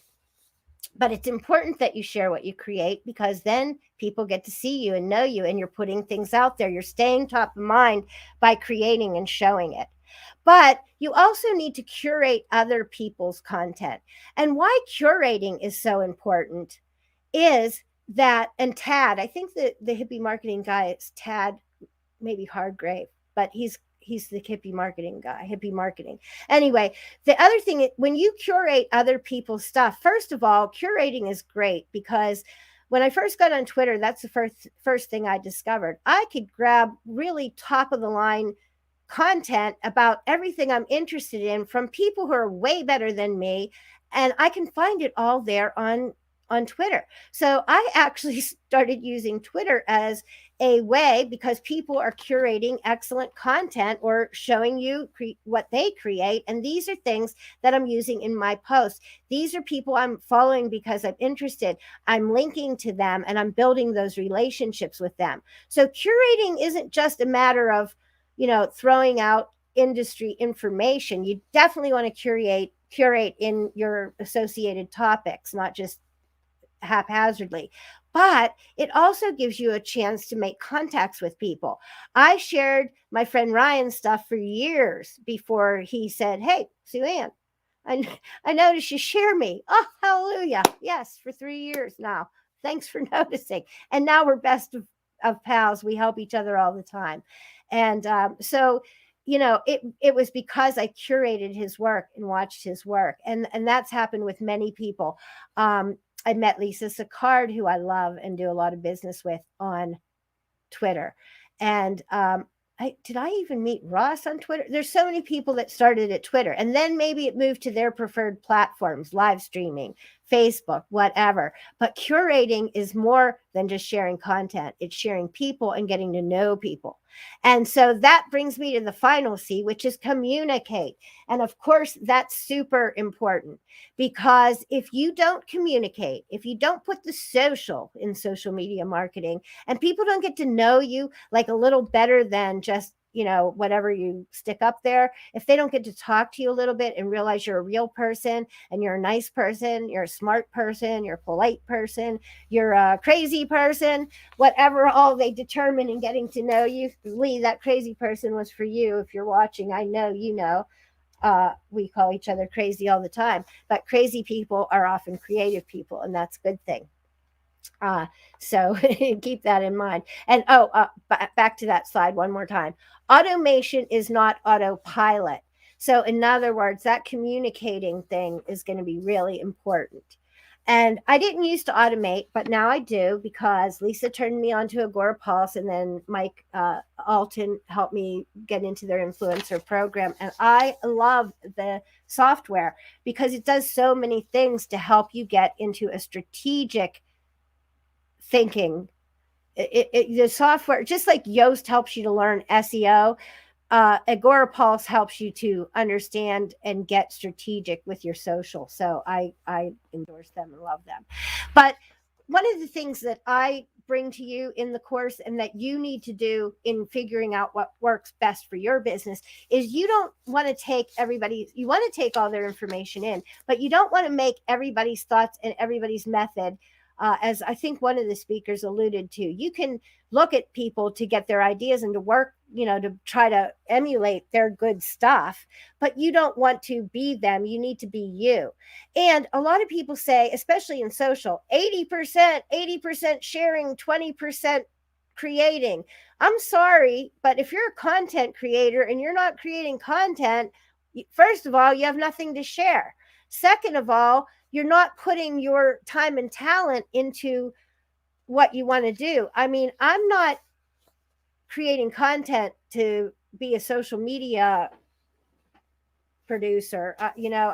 Social media fuels my business, fuels my content by giving it some amplification, and so it ignites it through people sharing it and seeing it and leaving comments and DMing me about things, or you're getting traction when that stuff happens. But you can't have that happen. I don't spend 80% of my time promoting. I really just don't, even though that's the standard thinking. But that's why when you're going through a blog transformation journey and trying to figure out how to bling your blog and feed that hog, you'll figure out your own particular gem. You'll get there by figuring out your unique place, the place where people love you. And so that's what's important. You become your own hashtag, blog bling, or whatever it is, and people start coming to you on an inbound method. And that means you're hitting your target audience. When I started doing these things more strategically for the biz of writing and getting my blog and business in order, and I started making it more strategic, all of a sudden, all kinds of things started rolling for me because I'm getting somewhere. I'm doing something with that blog. Then you'll find you start getting processes. You start getting better at things. So things take less time, and then you can produce more. And then that one little person that loves you turns into all kinds of love and bells ringing for you. And then you've got an audience and a community, and that's what matters. So thank you for listening. Hello. Sonya, you're muted. Okay. Sometimes I forget. Sorry. So, did you get got this one question, Xuan? How would video augment the blog? I'm sorry, what was it? There was a question from God Isman. Oh, how would video augment the blog? Yes. Yes. See, that's the thing. A lot of video creators don't think they need a blog or a website, but they really look. You don't want on YouTube, people go from your video to the next guy, the next guy, the next guy, the next guy.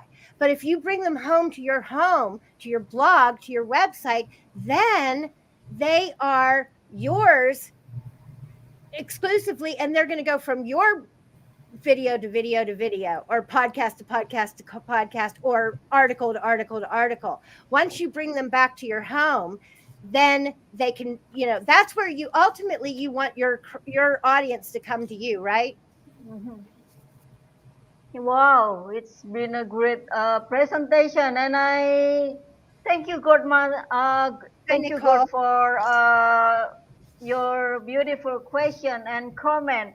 I think God has more than 10,000 subscribers on YouTube, right? And bunch of courses. So I need to interrogate him. If you one need day, to learn or, Camtasia, editing video, Gord is your man, and he is such a genuine, sweet human being. I met him through Ross Brand. Very helpful. So I will need to interrogate him. I mean, interview him, not interrogate. But you sound sometimes. You know me. Sometimes I sound like interrogating, but actually interviewing. Thank you so much, Yuan. And here we have Nico Ren. Also, Hi. Wow. Your title today is about the 3 C's of content creation. So it relates with what Xuan presented before, right? I'm very happy that it relates that way, today. Welcome, Nicoren. How are you? Thank you. I'm doing well. I'm at the end of my day today. So, Suan, wow, what a presentation. You really get in depth there. So, gosh, I can't believe I have to follow that.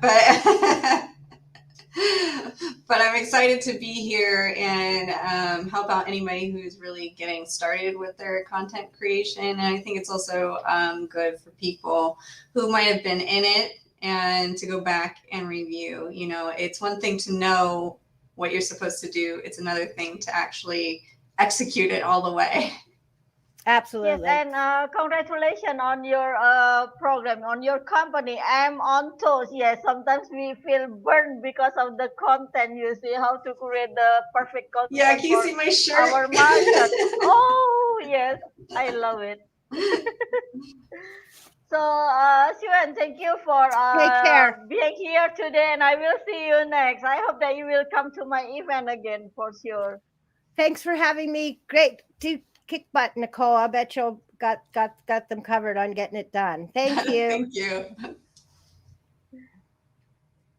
So, Nicole, yes, you are going to present also about how to do the content creation, and you have a very special niche that maybe other coaches or other consultants do not have it, right? From the medical stuff, and also what is it? Yes, helping nurses also. There is a really special needs when they have the burnout from their work and they have to choose another career. Would you like to explain also later then? Yeah, absolutely. Well, like you mentioned, so I do help nurses and med techs and pretty much anyone in clinical staff and burn out and find career balance. And as everybody's probably really well aware of what's going on with the pandemic, you can really find hospital staff burnout across the globe.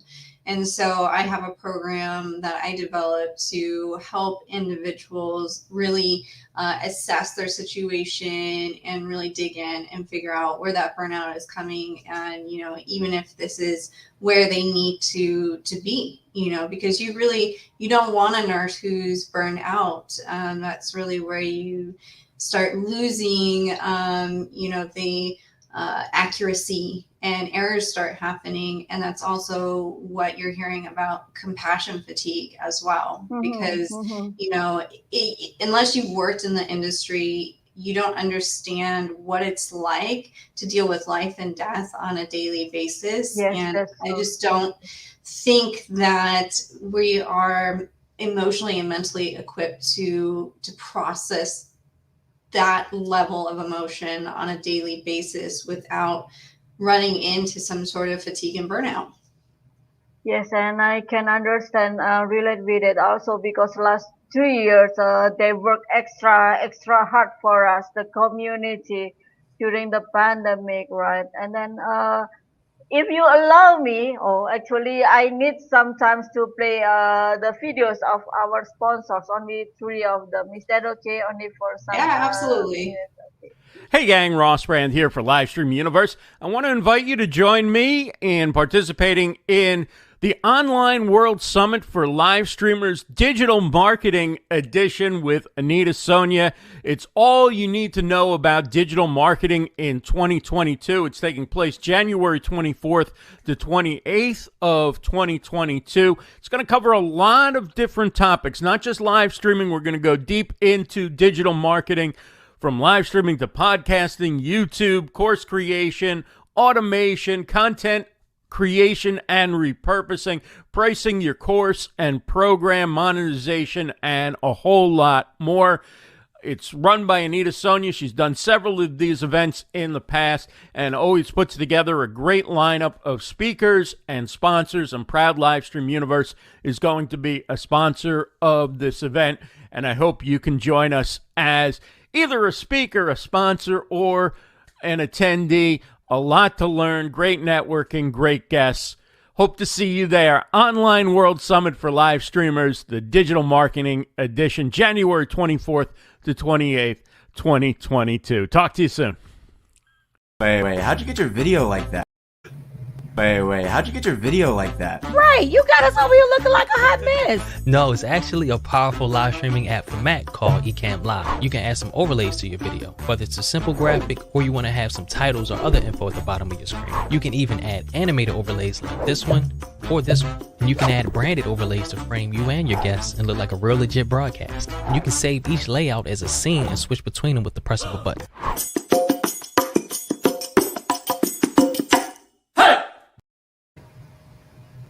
Every day, you face a great deal of uncertainty. But one thing remains the same. Like a good neighbor, State Farm is there. Verizon knows there's no better way to stream your Disney favorites than on America's most reliable network. That's why we include Disney Plus with your unlimited plan. And plans start at just $35 per line. How about that? Your body benefits from movement, but your mind benefits from stillness.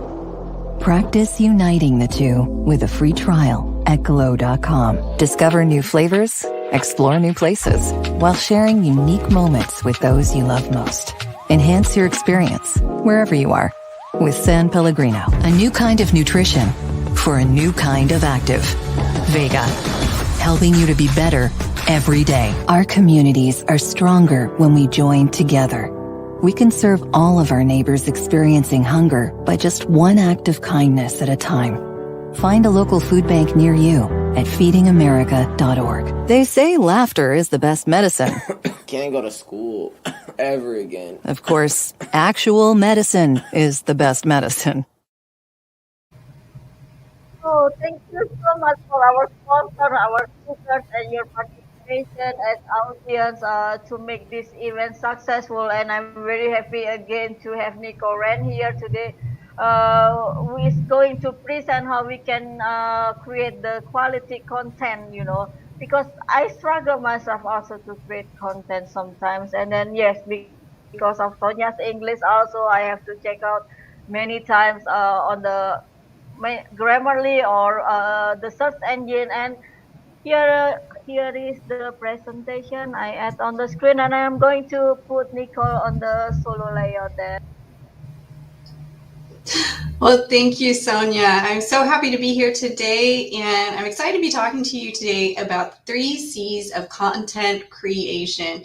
And I want to point out right away my doggo on the screen here. One thing you'll notice is that he should really be catching your eye. When you're doing anything with pictures, you think about it when you're on social media, you're getting inundated constantly with pictures of everything, right? People's babies and animals and whatnot. This dog is in black and white, and it's up close, tight shot, black and white. Black and white actually tends to really make people stop. So if you're looking for pictures, I literally advertised one time with a dog. What I was advertising for had nothing to do with dogs, but I got so many comments and likes just because I had a really uptight shot of a dog. So I just want to make that little side note, but let's go ahead and dive in. The 3 C's of content creation.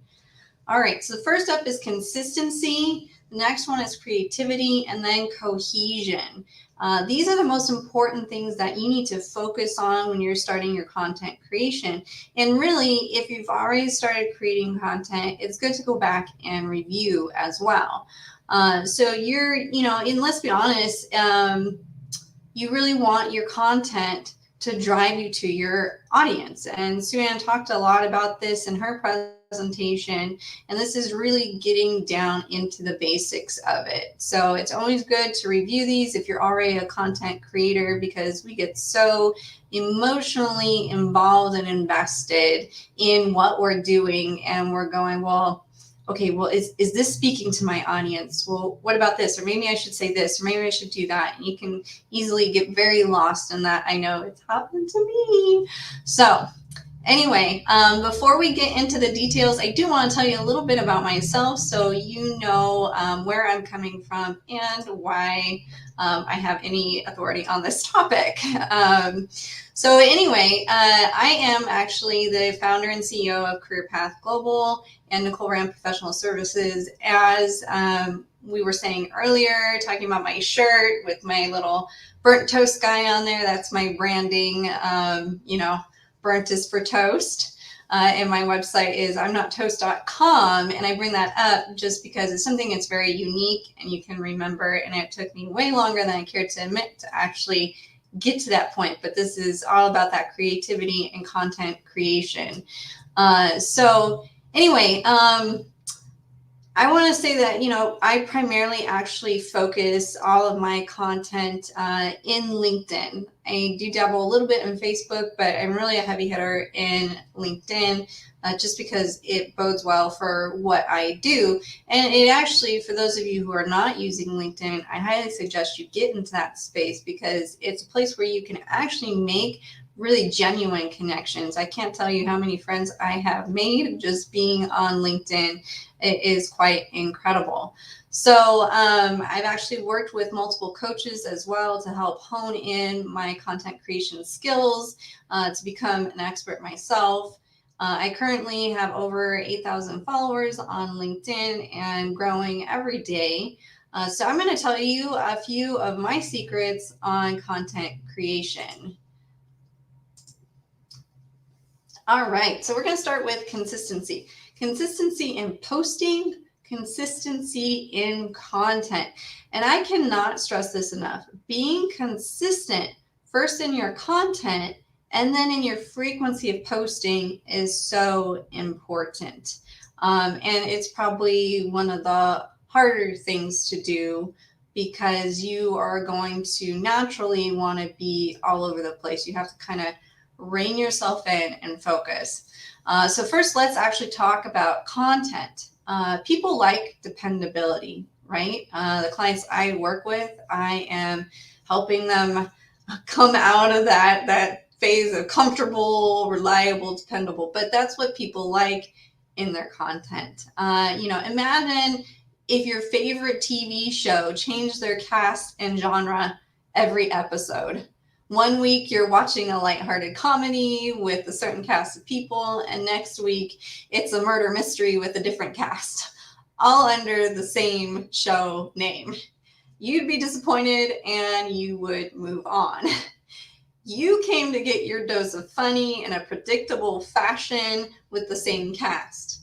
And the same goes for your content. In social media, people come for predictability and consistency. And if you really think about it, when you go on social media, if you watch anything on TikTok, I know I love TikTok. I've gone down that rabbit hole. But even at TikTok or YouTube or anywhere where particularly they're posting videos, but even if it's like blogging content, like Suzanne was talking about, you're looking for that level of consistency, that theme, that topic. So that's extremely important, and we'll actually talk a little bit more about that as we move further along. So when it comes to posting, you also want to be consistent. Keep in mind, people have access to an infinite amount of content from across the globe. I mean, just 20, 30 years ago, you were limited to basically 4 different types of media outlets. You had radio, television, newspaper, and books, right? So your content was very limited, and you consumed it in a very orderly fashion. Now everything is chaos. You've got content everywhere. So, it's again, using the TV show reference, imagine if you went to watch your favorite TV show on the day you normally watch it, and then it's not there, but next week it's on twice, and then the week after that it's on a different day and time. Likely you'd stop tuning in. You're not going to work that hard to chase around your TV show. So more than ever, the same goes for social media content. It's that entertainment aspect, and I will mention that very quickly, but it's all part of that process in your content creation. I do videos every Thursday, and I will tell you, LinkedIn does not like videos. I'm currently trying to work the algorithm by posting every Thursday around the same time a video, but I always get dinged on my views for videos. But you kind of just got to keep at it so it knows that that's what you're doing. So do your best to maintain the time and day of which you post. And the more frequently, the better. Generally speaking, the more frequently and consistently you post, the better you'll do with the algorithm as well. And I should put a disclaimer or a clause in there that when it comes to frequency, you've also got to know your platform. LinkedIn, their algorithm is really fickle. So it's really all about posting once and making that really some quality content. If you are posting twice a day, you need to make sure you're consistent with it, and you got to make sure that you're getting equal amount of views.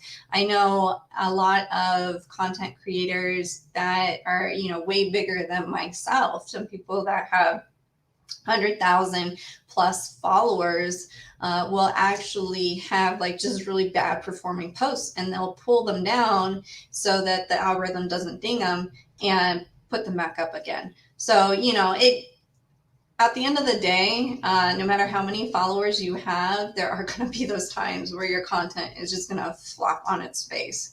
So you do the best that you can, really. All right. So moving on, creativity. Yes, this is the fun part, but then you quickly learn if you're you're just starting in your content creation, that this is also the hard part. You know, in YouTube videos or TikTok videos or any other way you consume your videos, it looks so easy, but it's not. It's such a pain to constantly think of content. And I know anyone who's a content creator is probably nodding their head right now going, yep, 100%. So anyway, as far as it goes with entertainment, you know, creativity is really, really key. The two most important things to focus on when creating content, of course, is entertainment and education and message. Looking at what other people are doing to facilitate their content is helpful, but depending on the social media platform, it could just be a passing fad. And I know Sue-Ann mentioned this as well in her slides, that, you know, you want to kind of take a look at what people are doing, but you also want to do your own content. You want to be creative and you want to showcase yourself. So I want to actually go on to talk about the education and messaging portion. So understand your audience. Understanding your message is the first step and extremely critical to your future success. I say this from painful experience. Like Sonya had mentioned when we were doing the intros, I do help nurses and med techs and burn out and find career balance. The reason that I am bringing this back up again is because it took me a very long time to actually get to that point of being able to have a essentially very clear and concise audience and tagline, essentially, because you know right away what I do when I say it. It's pretty clear. And now I also have a defined audience as well. And so if you're kind of posting like random content, then it's like, who should be watching? Why is anybody going to pay attention? You know? So who are you speaking to, and what are their pain points? Again, this is all related to different social media platforms and you know what your goal is at the end of the day. I work in LinkedIn. I work more on the professional end, and there's a lot of, you know, B2C, B2B, business to business, business to consumer. And so you're really wanting to address pain points with your content. So then you're driving people to your site, you're driving increased followers, and ultimately the goal is paying clients. You know, if you're at the very beginning stages and you're just developing your content, you'll want to take a look at where your own expertise lies.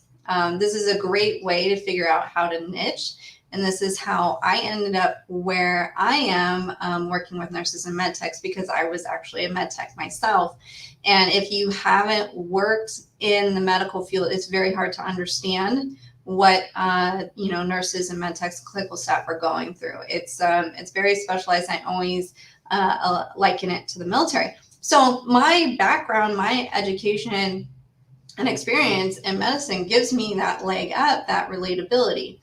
So, you know, that was almost like very natural for me to go into it. So you really want to look at, you know, where's my knowledge base? I was just talking to a client today and telling them that, you know, you have so much experience and knowledge that you can give the world. You have to really look at, you know, what is a pain point for the industry that you used to work in. You've got 30 years of experience. You know, what were the biggest struggles that you faced when you were working for companies, and start speaking to that and solving those problems.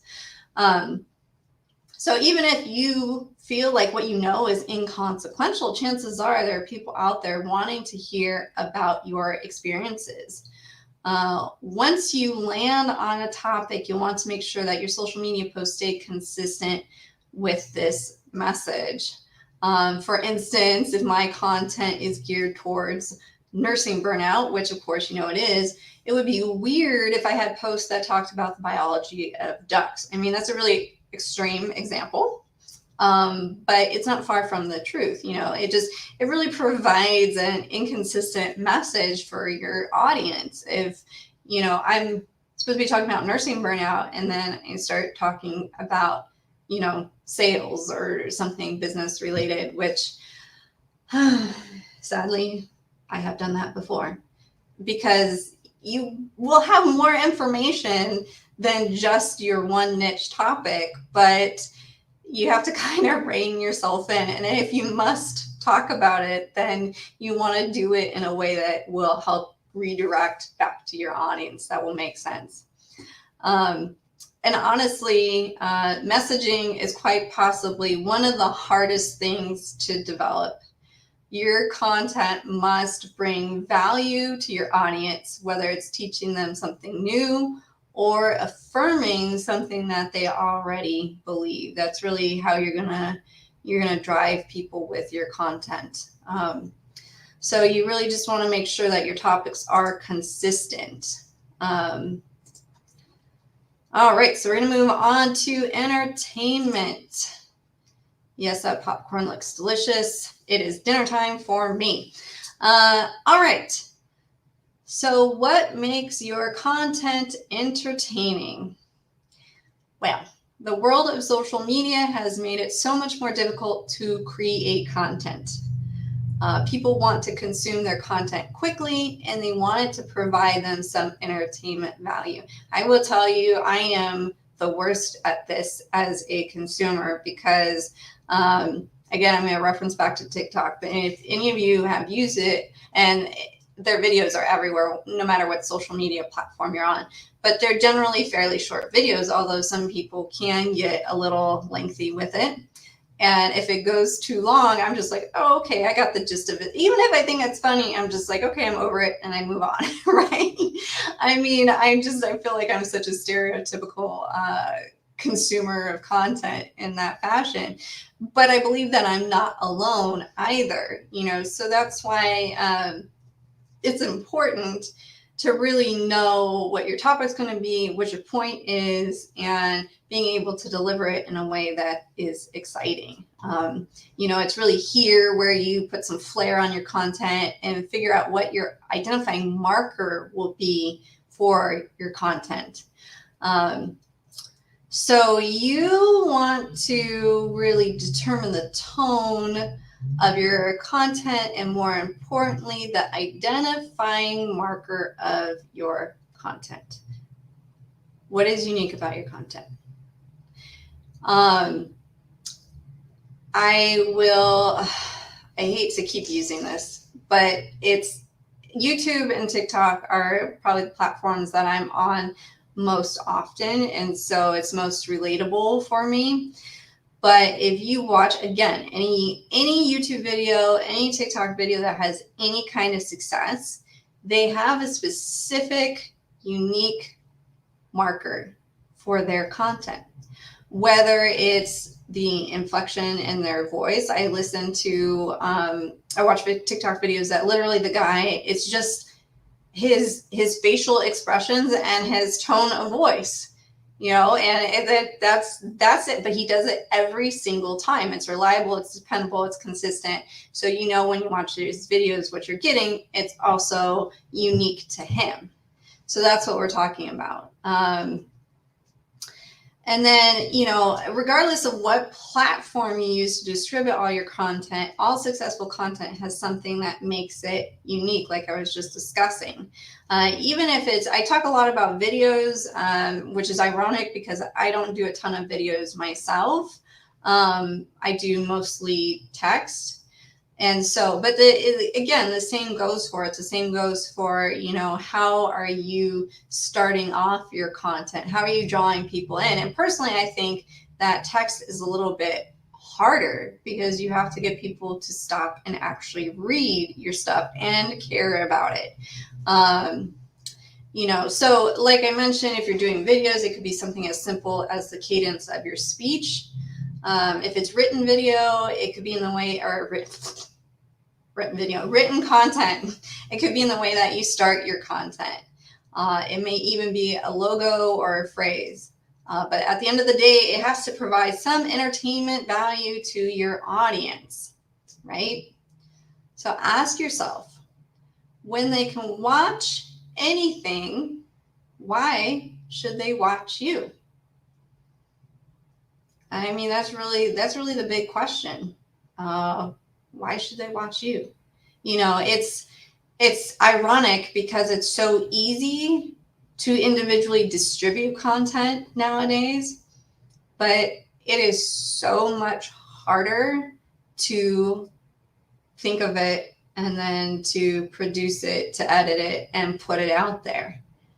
So I mean, I watch everything, and it looks so easy, but I know in reality that it's actually, there's a lot of work that goes into it, especially if you're doing daily content. So I suggest that if you are just starting out in content creation, that you maybe pace yourself and don't try to start doing something daily. Maybe do something, twice a week. There's a lot of great, especially in the LinkedIn sphere, there are a lot of amazing content creators with followers that don't do something every day. They do it twice a week or 3 times a week. They do literally just videos once a week. They do produce quite phenomenal stuff. But, that's perfectly fine, again, as long as you're consistent about it. All right, so cohesion. This is what kind of wraps everything up with a nice, pretty bow on top. So we've arrived at the last C on our list, cohesion. I touched on this a little bit when we were talking about consistency. Cohesion brings all the elements we've already discussed together in one cohesive format. When creating your content, you want to make sure that it has an overall cohesive presentation.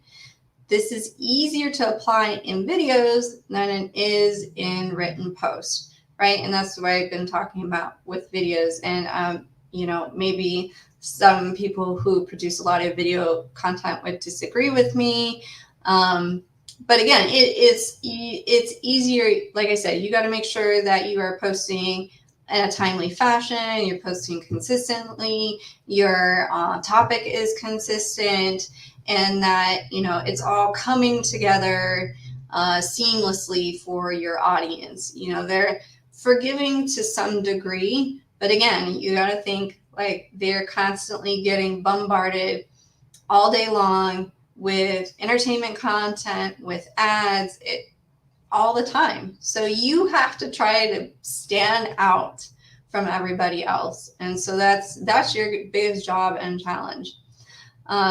So with videos, you want to make sure you have a consistent style of production and filming, which is what I was talking about. You want to make sure that your main host is consistent. So if I'm doing videos, I'm going to want to be there. Even if I have a guest, I want to be present in some way, because for the most part, people are coming for you in your content, especially if you're doing videos. They want to see you, and ultimately at the very beginning of your content creation, it's just going to be you, the camera, and the mic. So that's really super important. Your audience is come to know and love you, so they want to see you. You're basically going to join all this with valuable content, and gaining an audience will be much easier. And like I mentioned with Sonya, of course, all of this is easier said than done. So it's important to look at all these different points I'm making, seeing, am I doing this, right? And this has been part of my growing pain as well, is making sure that I am doing exactly what I'm talking about. So you really want to make your content clear, concise, and easy to understand. The quicker your audience can understand what you're saying, the better.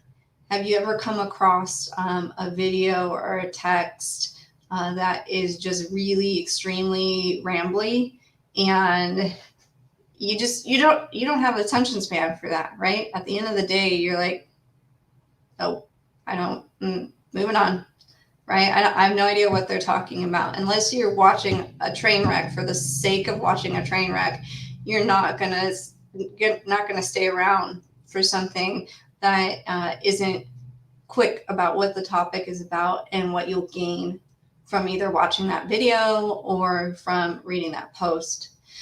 So we are actually coming to the end here. I just want to go over what we've been talking about.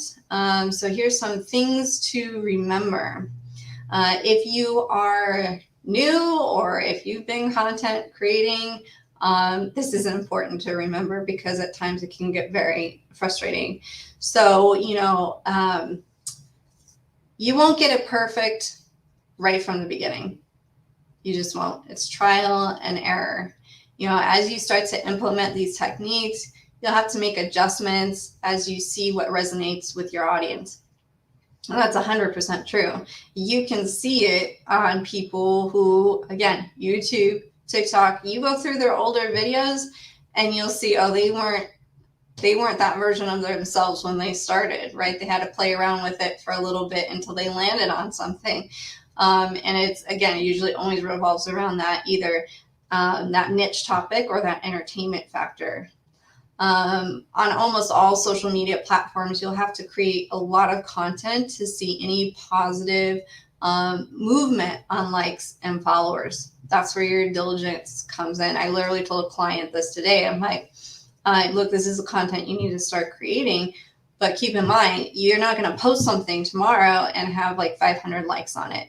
It can get extremely disheartening when you're putting so much time and energy and thought and soul into your content and you get like a like. You're like, what happened? And it's just the way it is. It's part of the building process. There's other ways to kind of work up a little bit, but anyway, keep that in mind.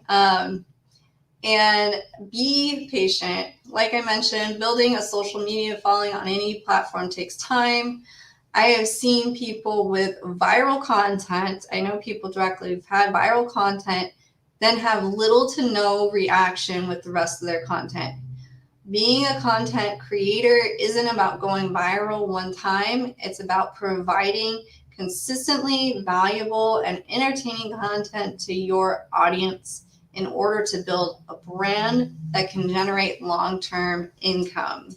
So I leave you with the question, why should people watch you? Why should people watch you? Why should people look at your content? Keep that in mind and then follow the 3 C's.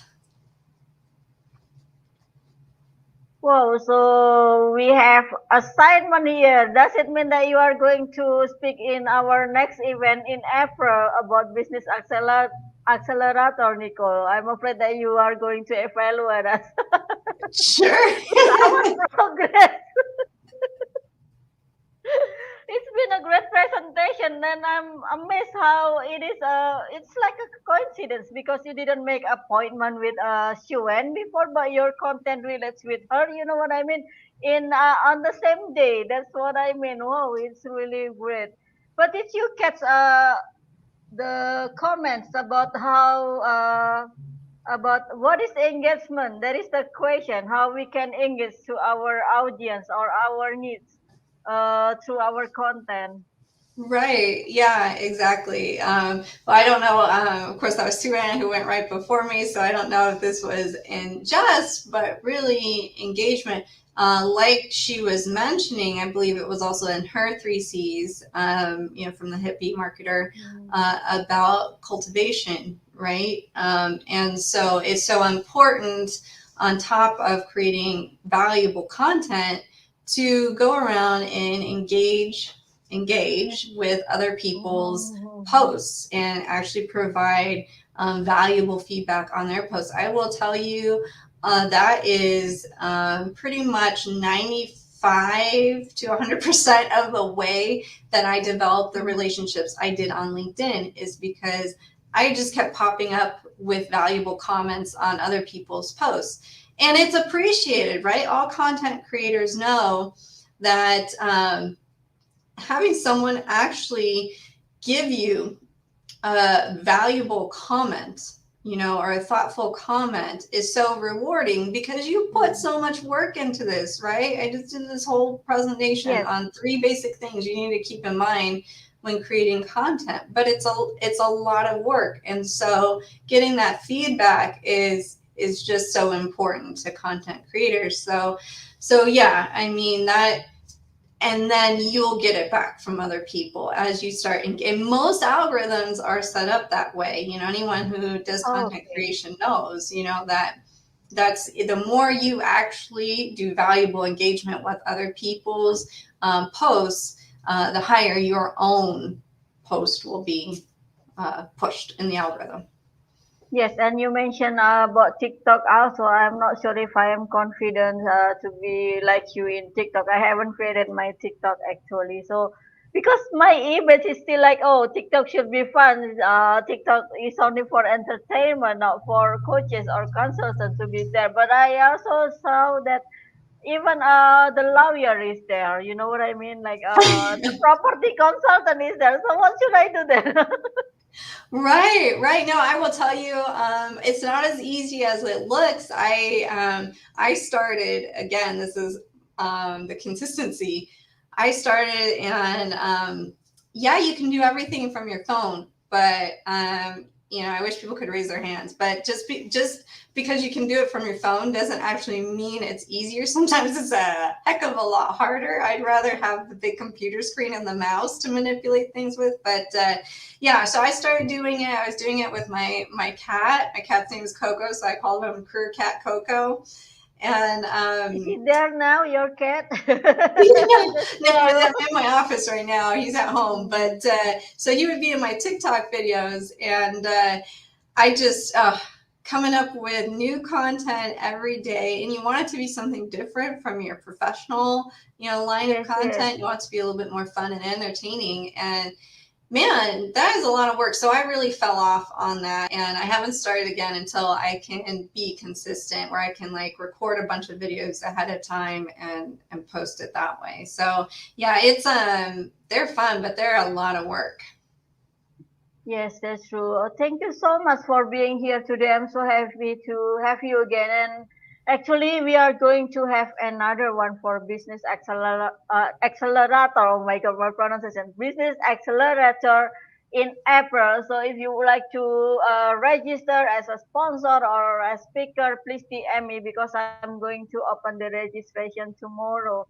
And tomorrow we are going to have another great speakers from our sponsors, Nico, from eCamp, Talk Rock, and also Gibbins, and we will have the Hollywood influencer, Joie, Gharrity, and also Martin Lopez, of course, from the Curiosity Theory. So it will be great tomorrow from the closing. Oh my God, I don't realize that I have to close this tomorrow. It's been a great 5 days, and I'm very happy with you and other speakers and other sponsors. Thank you again for being here. How can our audience or your fans contact you from here? Thank you so much for having me. Like I mentioned, I'm all over LinkedIn, so you can find me on LinkedIn by just typing in my name, Nicole Rand. And of course, you can visit me on my website at imnottoast.com. Fastest way to find me. I'm back on. I'm tomato. Well, thank you so much for having me today. I appreciate it. And I mean, gosh, it's been so long since we've done this. Hopefully we get to do it sooner. Thank you for again and again. I hope that you can join us on the next summit, and then I hope that you will not evaluate our progress. But that is the point of this summit, right?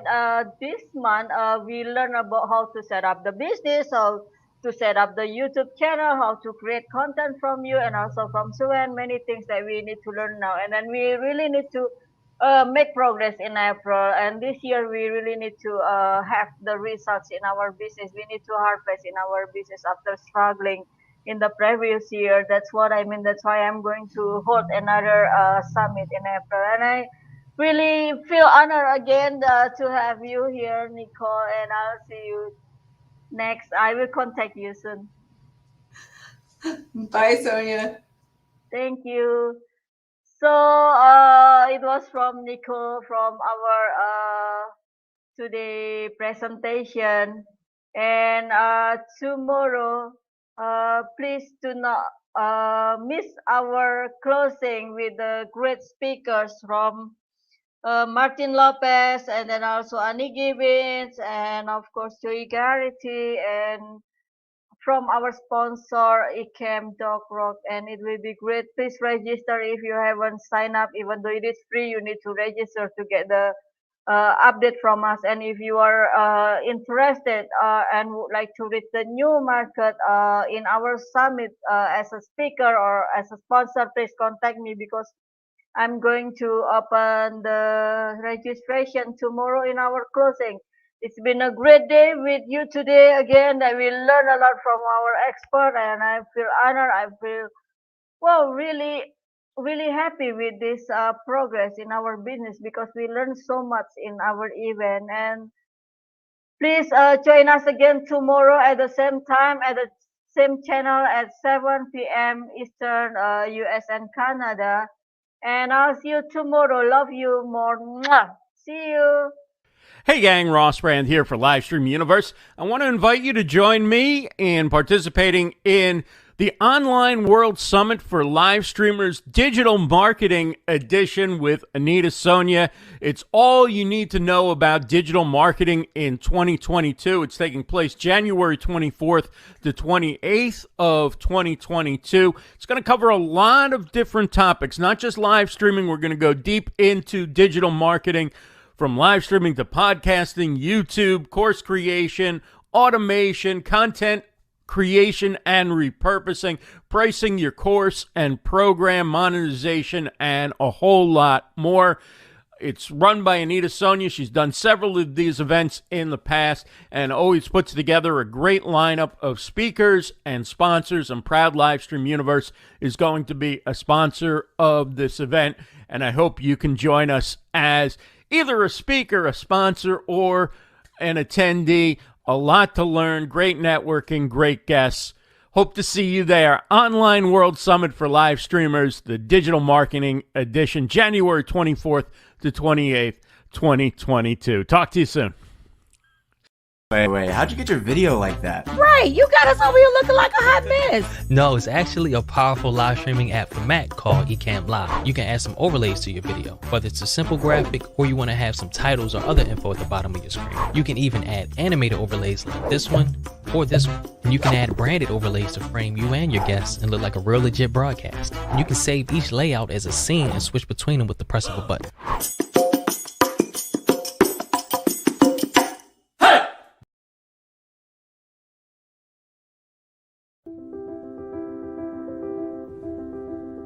Upon arrival in the serene valley that cradles Devil's Thumb Ranch, you may feel as if you've taken a step back in time. Yet simultaneously, as if you've journeyed into the future.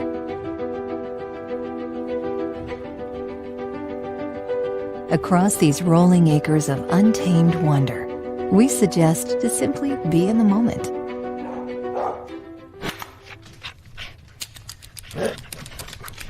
With Picture It from Lumber Liquidators, you can try our floors on your floor. Snap your room, see what you like, save what you love. Only at llflooring.com. The name may have evolved, but BBVA's mission remains the same: to finance ambition with the help of a dedicated private banker and be a frontrunner of the digital revolution. It's the same full-service, relationship-based financial institution you've always known. Here to create opportunities for you and your family to reach new heights. To the visionaries who turn what-ifs into what's next. Your work powers the world. So we power every way you work. When you travel, you'll be able to access CIBC Smart Plus from any ATM, and we won't charge you a withdrawal fee. Exploring abroad without CIBC ATM withdrawal fees? That's a plus too. Or maybe you want to stay in your happy place. You'll receive an annual fee rebate on one eligible Premium Rewards CIBC credit card for the primary cardholder, plus up to 3 additional authorized users. Rebates and rewards? Now that's a plus. Steinmart's 2-day sale is here. Shop this Friday and Saturday and save up to an extra 50% on fashions for women, men, and home. Get the brands you know at prices you'll love. This Friday and Saturday only at Steinmart. We've entered a new age of online security. It's no longer just our computers and phones we need to protect. A growing number of things we depend on every day are connecting to the internet. Your smart TV, your thermostat, your cameras, and everything else in your smart home was not built with security in mind, putting your sensitive personal information at risk of being stolen. For just $89, you may discover that a French immigrant fell in love with a Norwegian from Hordaland, and that their children's children had children who had a Canadian, or a Nigerian met an English pioneer, and that generations later, a Canadian was born. A legacy gift is a powerful and meaningful way to make a difference in the lives of communities around the world, even after you're gone. Our donors ensure that we're there for those children who need it most, year after year. And with a gift in your will, we always will be. What will your legacy be?